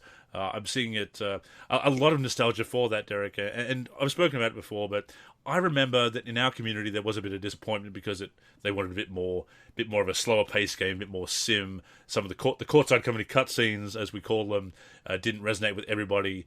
I have a bit of a love-hate relationship with them myself. The big blocks that would boom down to the other end of the court were not as realistic as some people would like. But of course, a lot of innovation with with right-stick dribbling, with freestyle control being brought in, and it's a game that I want to revisit again. I did for the 25th anniversary of NBA Live celebrations with my retrospectives, but as you know me, Derek, I'm constantly looking to go back and reevaluate these games and see, has my opinion changed on this? Am I feeling a bit better about this these days? It doesn't hold up as well as I thought it did, because sometimes I do change my mind on these games. If I've had a bit of a negative impression of them for one reason or another, but when I can go back and look at them with fresh eyes and no expectations of it being the latest game and the newest game that I want to play, sometimes I enjoy these games a lot more. And 2003, I think, is for some of the complaints that a few of us have as far as the realism or the speed or whatnot, such an important milestone release with the freestyle control and a pretty damn fun game when you're not too worried about total sim. Yeah, I mean, I think it's a favorite of a lot of people because, like you said, it is the first year of the right stick dribbling, the freestyle control. But then also the soundtrack is incredibly memorable. I want to say it went platinum. It did. First video game soundtrack to do so, yes. Yeah, I mean, that's huge. It had a lot of great tracks on it. A lot of people get a lot of nostalgia over soundtracks and atmosphere and presentation and whatnot. So I think it did have a lot going for it. Also, things like those booming blocks and whatnot, and the dunk variation and everything, that was also new in its own right as well, whether you liked it or not. And I think that also is something that people remember fondly, I think, more often than not. So my brother and I actually have been revisiting NBA Live 2003, as you know, because one of the highlights got into the top 10. We also have a season on Live 2004, and we've actually been enjoying Live 2003 a little bit more. And the biggest reason why is because there's way less suction issues with Live 2003. Like when in Live 2004, you feel like you're when you drive, it doesn't matter like if you're 5 steps ahead of somebody, they'll like be suctioned into your body a lot of times, and it will like force you to miss something which should have been like a wide open layup or dunk. And that doesn't happen in NBA Live 2003. It doesn't have that same suction issue. And then also in NBA Live 2004, you'll have this situation where the computer assistance, even with it off, so like the momentum, let's say, the computer's momentum is so insane that you can just be driving for like 5 minutes straight, driving or getting out on the fast break, and constantly be like sucked into the computer defense, and they're just blocking you or stopping you from all different angles because of that suction. So my brother Nick and I actually have been enjoying Live 2003 a bit more than Live 2004. Sure, it's missing the pro hop. Like that's not in NBA Live 2003. It doesn't have the hop step. But the rest of the gameplay for us seems just a little bit more balanced than Live 2004. Now, I'd like to spend more time with it, as I said, and now that we've got you set up with it on PC, we can check out some of those old mods, and of course get that NBA Live Street 2003 mod set up and working. We'd have so much fun with that. Imagine the community playing that. They would have a blast. So next up, we have Knowledge Bone at the Harassment on Twitter. Probably 95 because it was such a game changer and so different than its predecessors. But maybe 96 because of the free agent pool and creator player. You've done like Jordan and some others in there. Plus, it was the first with multiple camera angles, which at the time was mind-blown emoji. 95 and 96 I both love. 95 is the first game in the series that I played. I've since gone back and played earlier games like Lakers versus Celtics, of course, and Bulls versus Blazers, etc. But it was a game changer, bringing in that isometric camera angle, adding the sprint control, turbo as it was known at the time, revamping the speed, having all the player ratings as they did, and all the stat tracking. It says in the instruction manual, put away the almanac. It's all there in the game. 95. What really was a game changer. Yeah, I mean, we've talked about it before. The pace was just so much faster and arcade/sim-like than a game like NBA Showdown 94, right? So it definitely was a game changer pace-wise. And I was, talking with you about this before, about the camera views in NBA Live 96. There's so many different ones. Isn't it great for the PC version? You have so many different camera options. And I think that's really unique and cool for the time. Side note, NBA Live 2000, how about that instant replay feature and all the different options and angles and customization with that? Oh, the highlight camera angles, absolutely. Oh my God. There's how many are there? There's so many of them. It's like at least 20. I want to say at least 20. When you select highlight and then it brings up this sub menu of that, I'd say there's at least 20 different angles and different close-ups and different angles, slam cam, baseline, corner, etc. And you can get the shot you want, quite frankly. Oh yeah, 100%. It's been absolutely great for when highlights happen and we pause it immediately and you want to go in and get a closer up angle. So if it's in the top 10 or whatever, people can see it closer, like that Jordan dunk. Remember, I did that side by side with the Jordan dunk and whatnot, of different angles. But yeah, no, it's great, and I agree. NBA Live 95 and Live 96, just total game changer pace wise, and it gave people who liked games like NBA Jam, it gave them the opportunity to have a fun, fast paced experience, but in the sim environment. And I think that's key. And of course, unlocking plays in the Super Nintendo version of 96 as well. The NBA wasn't too happy about that and the hidden legends and whatnot. But it's one of those cool features that's there. But yes, it almost cost them the NBA license back in the day, according to Rod Redekop, former producer on the series. So fortunately, they were able to get past that. But DC at EricB3323 on Twitter also says 95. Once again, says a total game changer. I think a lot of people feel that way in the way basketball was played on consoles.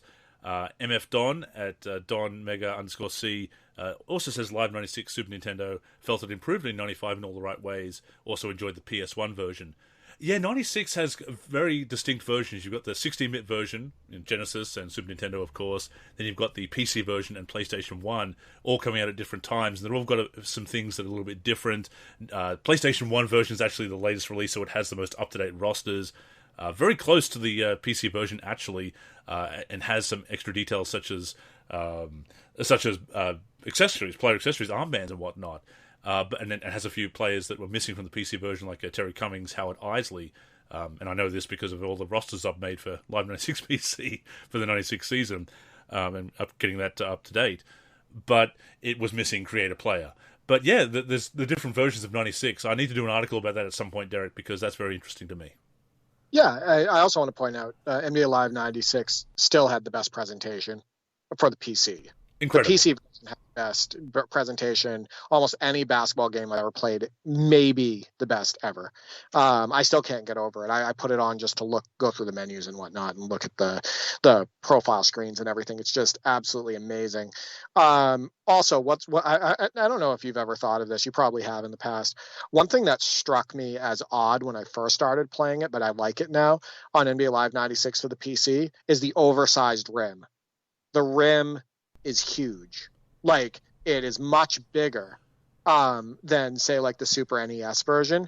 But I've actually grown to like it, and I love the way the ball goes through it and everything. So I'm like, all right, I accept it. It's fine. I don't want to change it. But definitely it's like a bigger rim on the PC version of NBA Live 96. I hadn't really thought about that, but you're right. It absolutely is bigger, but it does have a very nice swish animation. I agree on PC. Oh, it's amazing! Doesn't it feel great to hit shots? Very satisfying. Yeah. And the funny thing about the games of that time, and it was really up until the early 2000s that it did it. But I kind of, it's funny to look back on now, but I enjoy it in a nostalgic kind of way, is that when you're shooting free throws and you brick a free throw, it actually bends the breakaway rim down. Like, it's like that's how badly you missed the free throw that you bent the rim on the missed free throw. Well, nothing's more jarring than the first time you actually get a dunk in NBA Live 2002 and you see the entire backboard and the stanchion and everything just absolutely rock like it's Rubber. in a twister. Yeah. It's like, I'm like, oh my God. But I actually still think that that's a unique and fun aspect of NBA Live 2002. Sure, it's not sim or anything, but I actually still like it. I remember being bothered at the time, but I look back at it now and think, yeah, it's a kind of a signature of Live 2002, and you do appreciate for sure those little touches that games had that made them stand out. And even, I mentioned the courtside comedy cutscenes, as we always called them, based on the old VHS NBA courtside comedy in NBA Live 2003. They were a bit too. The silly ones came around a bit too often and whatnot, and it's funny to see Kwame Brown chewing out Michael Jordan for not paying attention during a timeout and things like that. But I also, even though it wasn't necessarily the tone I'd like for a game, and I think 2004 went in the right direction, getting a little bit more serious about that stuff. But I still enjoy it for what it is. It's still fun to go back and see those scenes. There's a lot of character in them, and I do appreciate it for that. Well, I also like the idea that you can turn them off. Like, my brother and I went in on the PC version of Live 2003, and we shut off the cutscenes, so we don't, see them. Wait, there's an option to turn off the cutscenes? There is. Wow. There is an option to shut them off. You'll have a random one every now and then, I think, when a player enters the game or something like that. I want to say we saw that. But as far as, interruptions when we're playing, we have none. Basically, we're just playing. Today I learned. Wow. Yeah. So I would go on there next time. Maybe you can connect to me too at some point. We can get a game in, and you can see that there's a option. I don't know if it's called cutscenes. I think it is, or something like that. But there is a slider for it, I believe, and we shut it off. Makes sense. Okay. No, just to say, today I learned. I will have to go back and look at that. But I do appreciate them for what they are, all the same. But speaking of Live 2001 for PS1, some Charles Henderson at Charter04 Slider on Twitter says Live 2000 for PS1 had MJ in the game. Also just loved the gameplay that year. And second choice would be NBA Live 96 for Sega, the 16-bit version, same as Super Nintendo, of course. Live 2000, I think, is just such a landmark release. PC version is the best version. I'll just put that out there. But PS1 is pretty close second, I'd say. Had all the legends. Nintendo 64 version, the weakest. No surprise there. Only had MJ, but of course, if you're going to have a legend, by all means, have MJ in the game. But NBA Live 2000, I think, is a popular one for older gamers as well.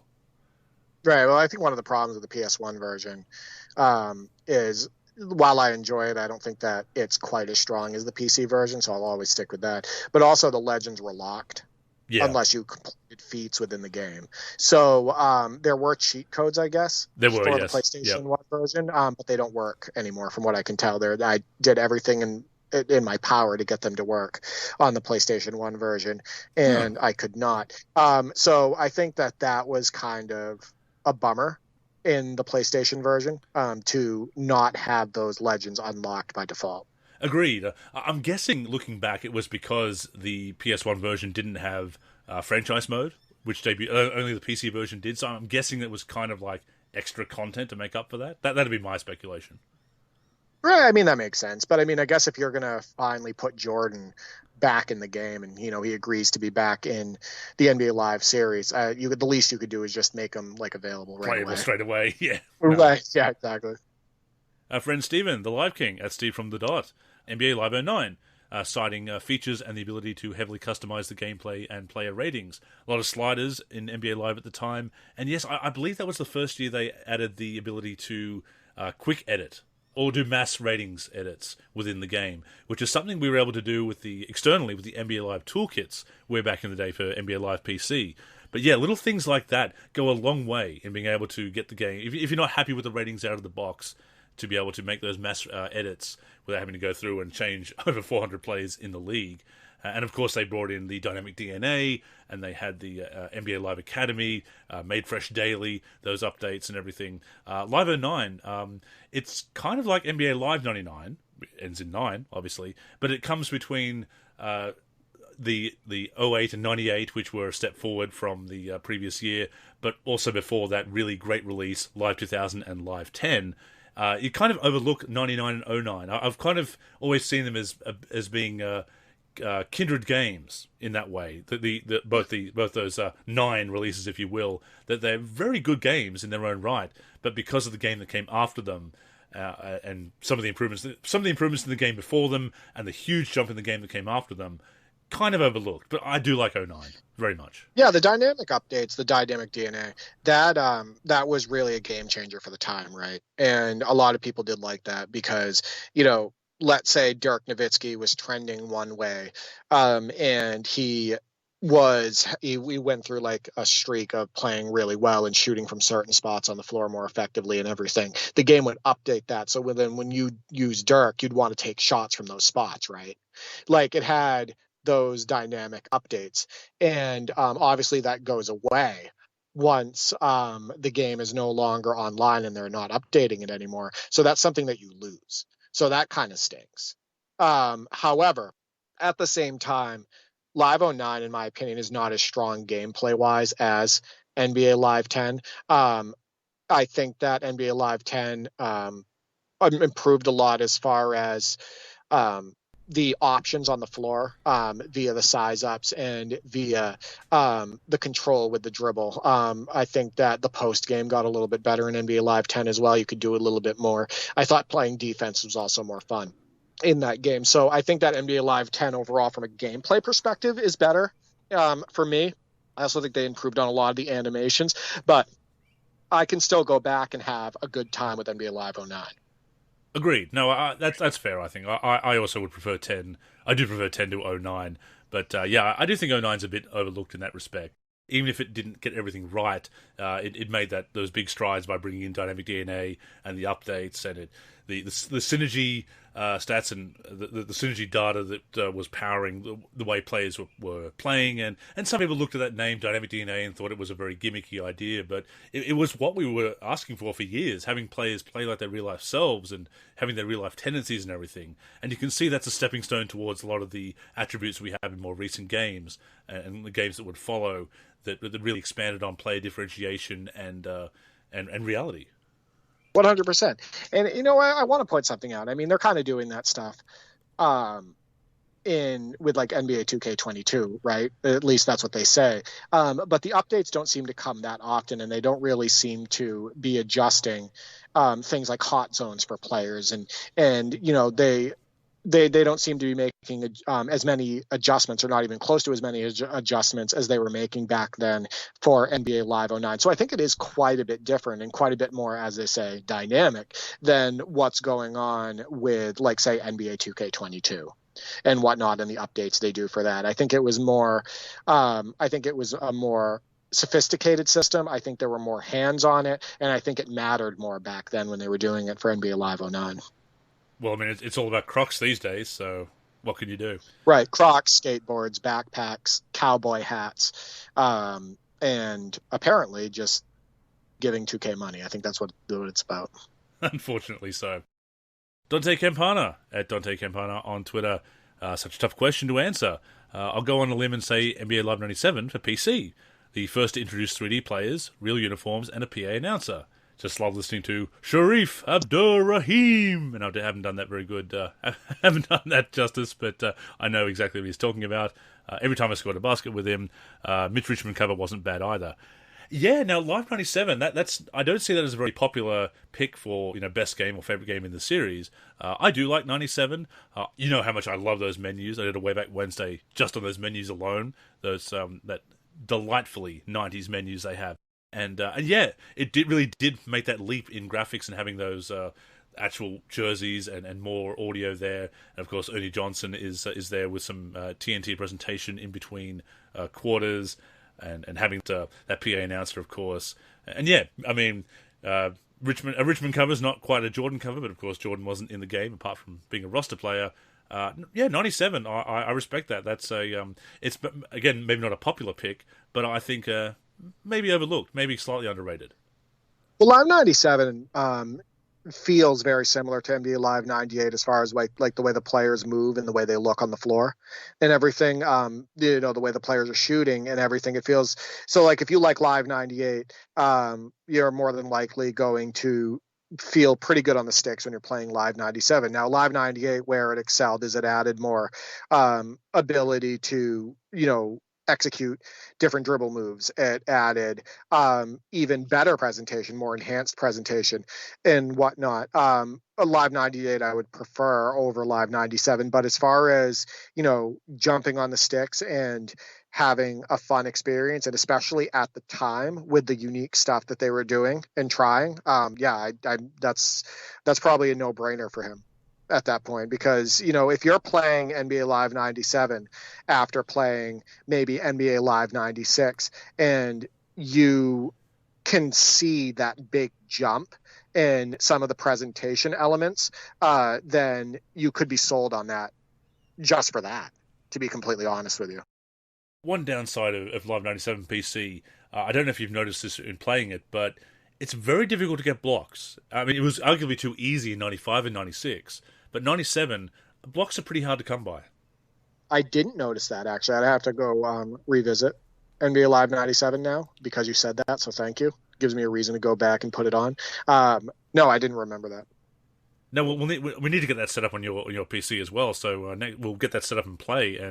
But I always remember having a very tough time trying to block the CPU. It might be different in user versus user, but my cousin and I were playing a season with that and trying to even average a block per game with Shawn Kemp, which he did average over a block per game at that time, was very difficult. So that'll be interesting to revisit and see if maybe I was just playing it poorly or if there is a bit of an issue with blocking. But compared to 95, 96, and then 98 that came after it, it does seem to be a bit stingy on the blocks.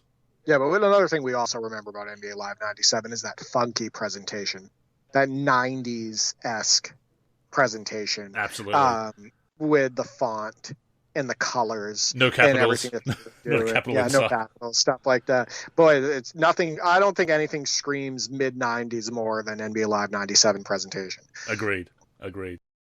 Thugnificent at Sean_Petaway on Twitter. The nostalgia in me wants to say Live 2005, but I think I got to go with Live 15. The soundtrack, chilling with my homies in the party, Ultimate Team and all that. Yeah, got to go with 15. Yeah, I mean, 14 was a disappointment, but 15, played a lot of 15. I still owe you those highlights, I know, from my Ultimate Team. So I can get on board with that at 100%. Yeah, Live 15, I've revisited recently, and I even posted highlights on YouTube and on Twitter and whatnot and show those off. It's surprisingly fun to revisit at times and, connect with people on Parsec. I definitely enjoy the game a lot more when I'm playing another human as opposed to playing the computer, which is normally the case. But, if you look at the presentation and you look at Breen and Van Gundy, announcing and the great crowd reaction and the improved graphics from NBA Live 14, it actually looks like a next-gen game. It actually looks like it should on a PS4, etc. And some of the animations they did on the shots, which I think are incredibly underrated, like Kyle Korver shoots, his shot animation looks exactly like Kyle Korver. It's actually a lot more realistic than what 2K has for Kyle Korver over the years in NBA 2K22. Live 15 definitely has an arcade fun element to it. And it did have a strong presentation, so I can see that. And our friend VF Baller says between 06 and 10, it's a toss-up. I can certainly relate to that. And also mentions 15 is underrated as well. So some more love for 15 there. And 06 and 10, those are two of my all-time favorites. 06 PC being a personal favorite, and as I've said before, my pick for the top in the series. So I'm totally on board with that. Never surprised when I hear people bring up NBA Live 2006 or Live 2000 or Live 10, because those are two of the most popular games in the series. So yeah, not a big surprise at all. At NBA Live BR and Studio33 can, of course, both say NBA Live 2003. NBA Live BR says, my heart says 2003 for emotional reasons mainly. And Stillo says 2003, freestyle control was the first time you could do something besides play out of the basket.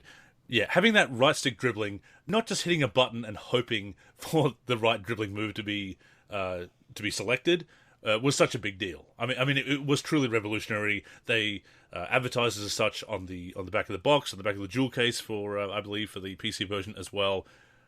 Huge step forward. It speaks volumes that has become such a standard part of controls in basketball games, and that 2K, even after it had surpassed Live and was clearly the brand leader and driven Live into the dirt. Of course, Live did it to itself as well to a certain extent, but 2K was far and away the brand leader, and yet it still adopted right stick dribbling after Live had gone away.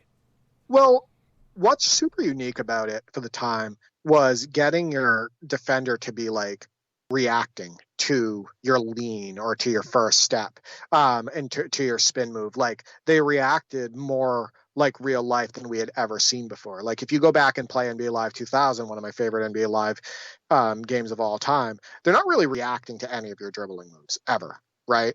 It's very like you do a spin move or a crossover, you might get by them, but really they're not reacting to you. And if you don't get by them, you're just like brick wall. Like, that's like the way it worked in the games before freestyle. But when you're playing NBA Live 2003 and you're using that right stick, and let's say you have your dribble, you haven't lost your dribble yet, and you have the ball picked up, and you like lean one way and explode, like your defender, you'll either get the defender on your side, or he'll like stumble, or you'll get him off balance in some way. And it's like, back at the time, we're like, whoa, we've never seen that before. You know what I mean? Absolutely. We've never seen the defense react to a move. Like, I feel like this is real life triple threat. And then you go back to the way you're playing in real life, and you're like, I do these jab steps in real life, I can now do them in the game. Oh, I lean one way and then go the opposite way in real life and wrong foot the defender. Now I can do this in the video game.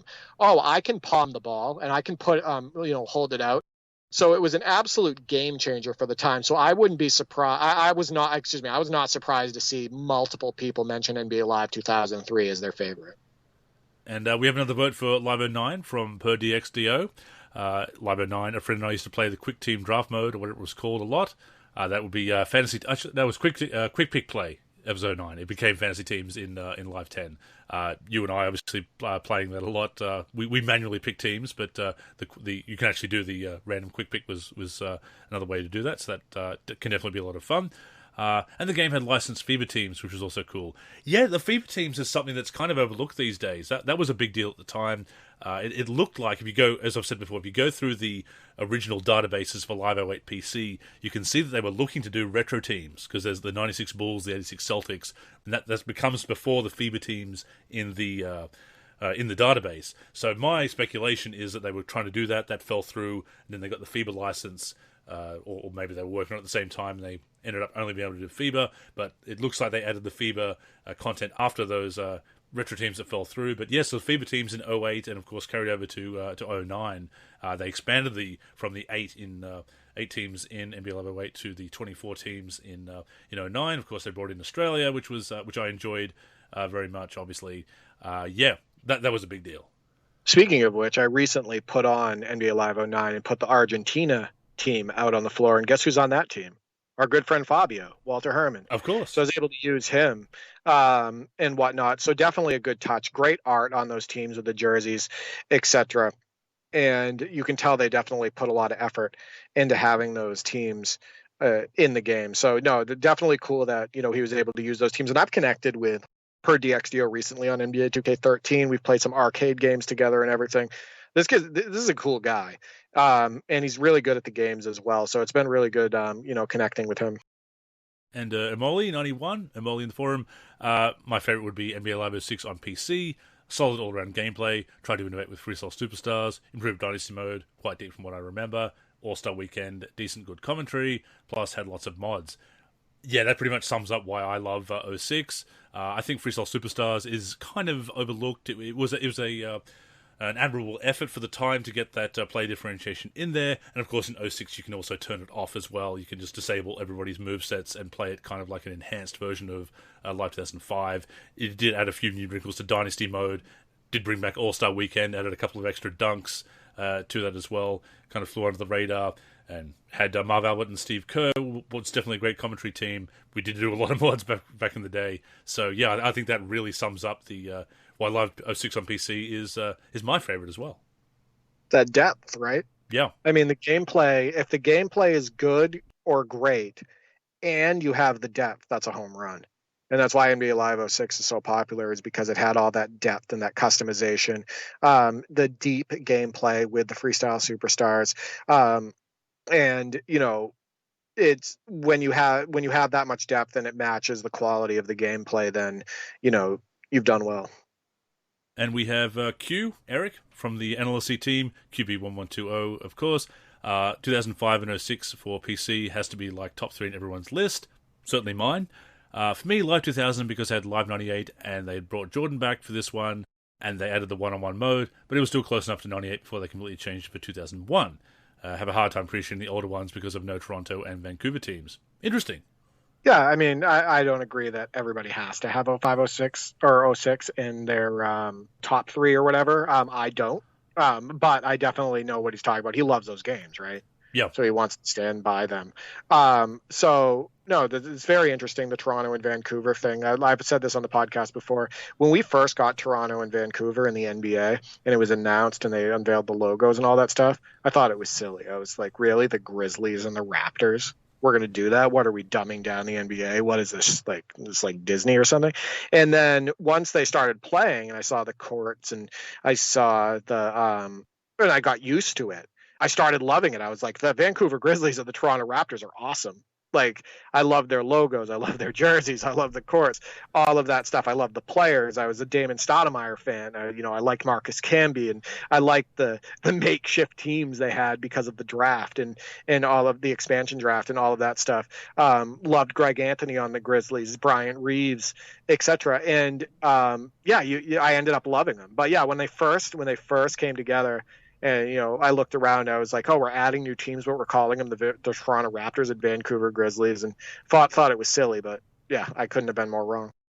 It's funny how we get those new names, and the same thing came with Bobcats as well, and Pelicans, obviously, and we say, oh, those are dumb names, but then we've also... I still don't like Pelicans. It's the Pelican State, but... yeah, I know. Pelicans, though? Well, here's the thing, at least a Pelican is a thing. What's a Laker? I mean, a Clipper is a ship, obviously. But again, Lakers, Clippers, Trailblazers, are these really necessarily great names in and of themselves, or is it just because we're used to them? I think they're great. I don't care. Clippers, go Clippers. I'm just kidding. I'm not really a big Clippers fan. Even though there are no lakes in LA, or at least fewer lakes than Minnesota, anyway. Yeah, I think a lot of it is because we're used to them, and whatnot. And I think that, like you said, Clippers. We grew up not knowing why they were called the Clippers, but we just knew of them as a Clipper, so we didn't think it was stupid or silly or whatnot. So no, I definitely agree. I have to mention that. So Pelicans, come on, Pelicans. There's no good ring to Pelicans. Hey, at least it gave Charlotte the Hornets back. So, we've got to give it. Yeah, that's good. Yeah, I do have to mention that way back in the day in the forum, somebody asked if Clippers referred to hair clippers, and was that why Darius Miles and Quentin Richardson tapped their headbands? So that was... I remember that post because it always stuck out to me that they thought it meant hair clippers. I'm like, no. Did you do that when you played basketball? I know you played just like I did. So the Darius Miles, Quentin Richardson thing, with putting their two hands up by their head and whatnot after like a made basket or anything.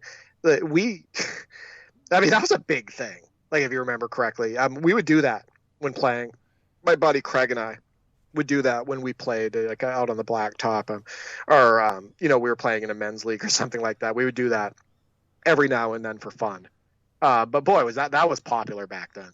It really was. No, the big thing for us, circa '96, playing in the year sixth grade, if you will, playing on in the playground. Was, of course, the first year that Vitas Sabonis came to the NBA, and it became a tradition to yell out Sabonis whenever you took a hook shot for some reason. So we yelled Hornacek.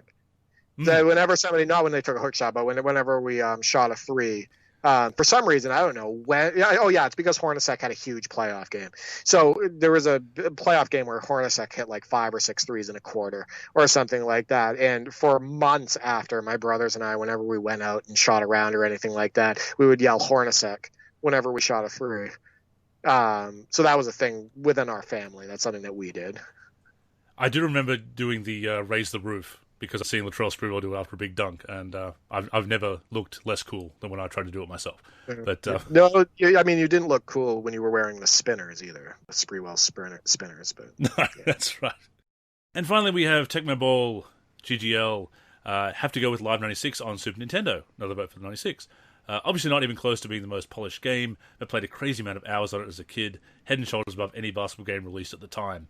And this is something I think a great one to end on here, because people do forget that NBA Live was the brand leader at some point. And I know I brought that up a lot, but it also gets overlooked a lot. But so many times in its heyday, there were other games that were doing cool things as well. And some things they were doing that Live didn't have, had features that Live didn't have, rather. Or they were doing something better. Maybe they brought in a commentator before Live did, as I believe Total NBA did, which was NBA Shootout, of course, in everywhere but the Power Regions. So there were games that were doing great things, and obviously the early 2K games and NBA Fast Break 98 / NBA Action 98. But I think as far as that overall polished, all-around package, Live in its heyday was the most consistent, best designed game across the board, and I stick by that. For many years, throughout its heyday, Live was just, even if there were some things that the other games were doing a little bit better, or they had a mechanic that Live didn't have yet, the overall package, I think Live was the best, and rightfully the brand leader for many years. Yeah, I mean, NBA Live screamed NBA.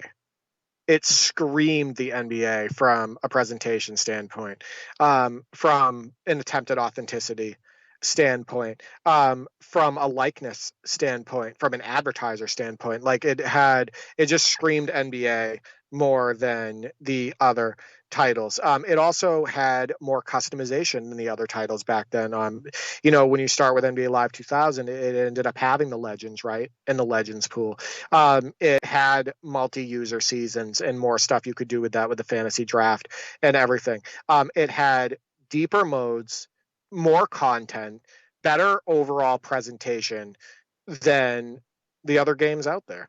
And the gameplay was often loose, fast, and fun. And that's what you wanted out of a basketball game. But it just screamed NBA at the time. And that's what people loved, right? That's what kids loved. That's what young adults loved, etc. They loved the NBA. And nothing screamed it more than NBA Live. And it established so many staples. You look at how they did season mode back in the day.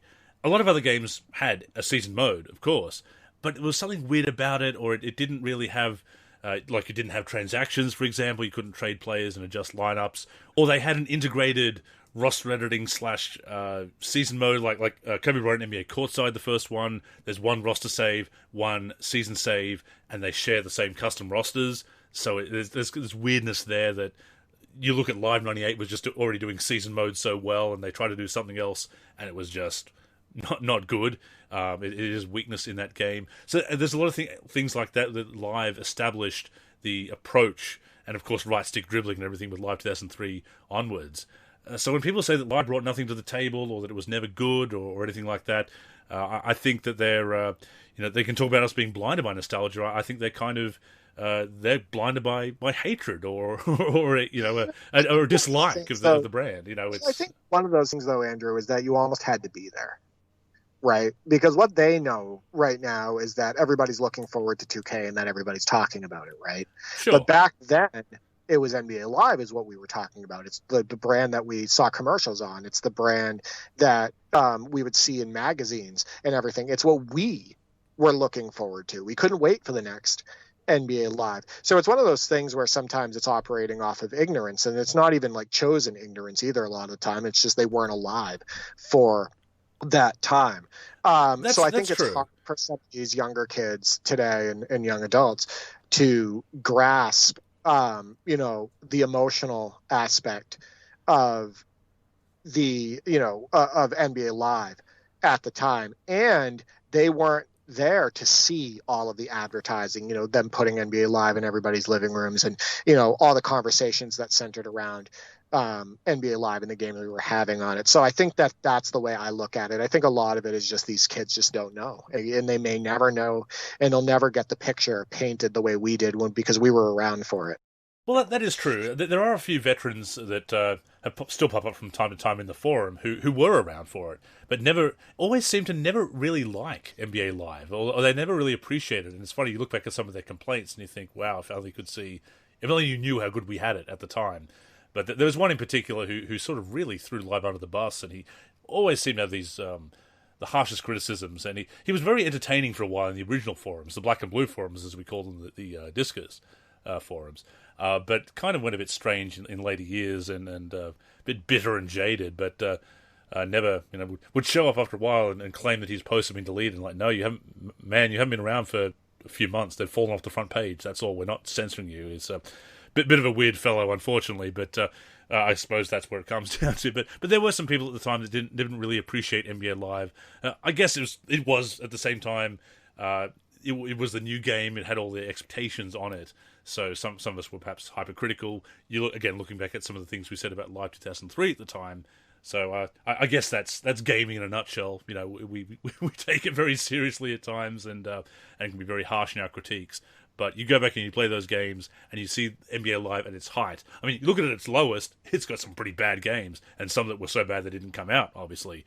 But the best games in the NBA Live series hold up. There's a reason that we've been playing them as of late. And, you threw out the question, and clearly there's a lot of nostalgia there. And even some younger people who got into the series, got into basketball gaming around the early 2000s. We were well established as basketball gamers, you and I, by that point. But they're just getting into it at the time. And you can see the nostalgia they have for NBA Live games from those early 2000s. It speaks for itself. Thank you to everybody who answered the mailbag. There was a lot of people who jumped in right away to talk, because I think people have nostalgia, rightfully so, but they like to talk about what they love to play and what their favorite game is and everything, and why it's their favorite game, and they like to tout their favorites, right? Absolutely. So it was awesome how many people jumped in right away and gave responses. And for those people who are kind of hanging on to hope about NBA Live and that EA Sports will release another NBA Live over the next couple of years, you know what, I'm right there with you. I'm not a fan of the way they've handled the series, but I'd be lying if I said that I'm so mad at them that I cancel it. You know what I mean? Don't release one. I'm not at that point. I still wish people could have another option in the basketball sim gaming space, and I do hope that it's NBA Live that comes back in the future. Same here, and I think we've seen what happens when one company has a monopoly, and the results speak for themselves. Oh no, 100%. And look how much that's caused a problem over the last 4 or 5 years with the NBA 2K series, and I don't see it getting better anytime soon. We need competition in the space, and we hope that it returns sometime in the not-too-distant future. But thank you again to everyone who responded to the question. We will be throwing out that mailbag question each and every week, but that has brought us to the end of episode 426 of the NLSC Podcast. Good to be back on the air, Derek, after a week off. Oh, I'm glad you're feeling better. I did miss recording. I told you that. I don't think we had missed a week in 120 weeks, 125 weeks, something around there. But your health is, of course, the most important thing. So the fact that you're feeling better is incredibly important, and I'm happy for that. So I'm glad that we were able to record this week. It is a longer episode, but hopefully people will tune in and listen to the whole show. Yes, we do invite you to tune into the show each and every week. The show comes out on Sundays on the NLSC, which is nba-live.com, of course. You can also find us on all the major podcatching apps and platforms, Spotify, Apple Podcasts, Stitcher, Podcast Addict, just to name a few. On those platforms, search for NLSC Podcast, look for our logo, that will be us. And of course, you can tune in on our YouTube channel. And as we wrap up here, Derek, as always, I'll throw it over to you to promote your socials so that we can connect with our lovely listeners. Absolutely. You can find me on Twitter at D4384 and at D43G. I am on YouTube, D43, and also on the NLSC as a team member, D43. I am Andrew in the forum and Andrew NLSC on Twitter. The NLSC is on Twitter and Facebook at the NLSC. On Instagram, we are NLSC Basketball. Our aforementioned YouTube channel is youtube.com/NBA Live Series Center. And of course, give a look to the NLSC itself, nba-live.com, for everything we do for basketball video games. But yes, that's all for this week, so thank you once again for tuning in. Until next time, I'm Andrew. And I'm Derek. Go get buckets, everyone.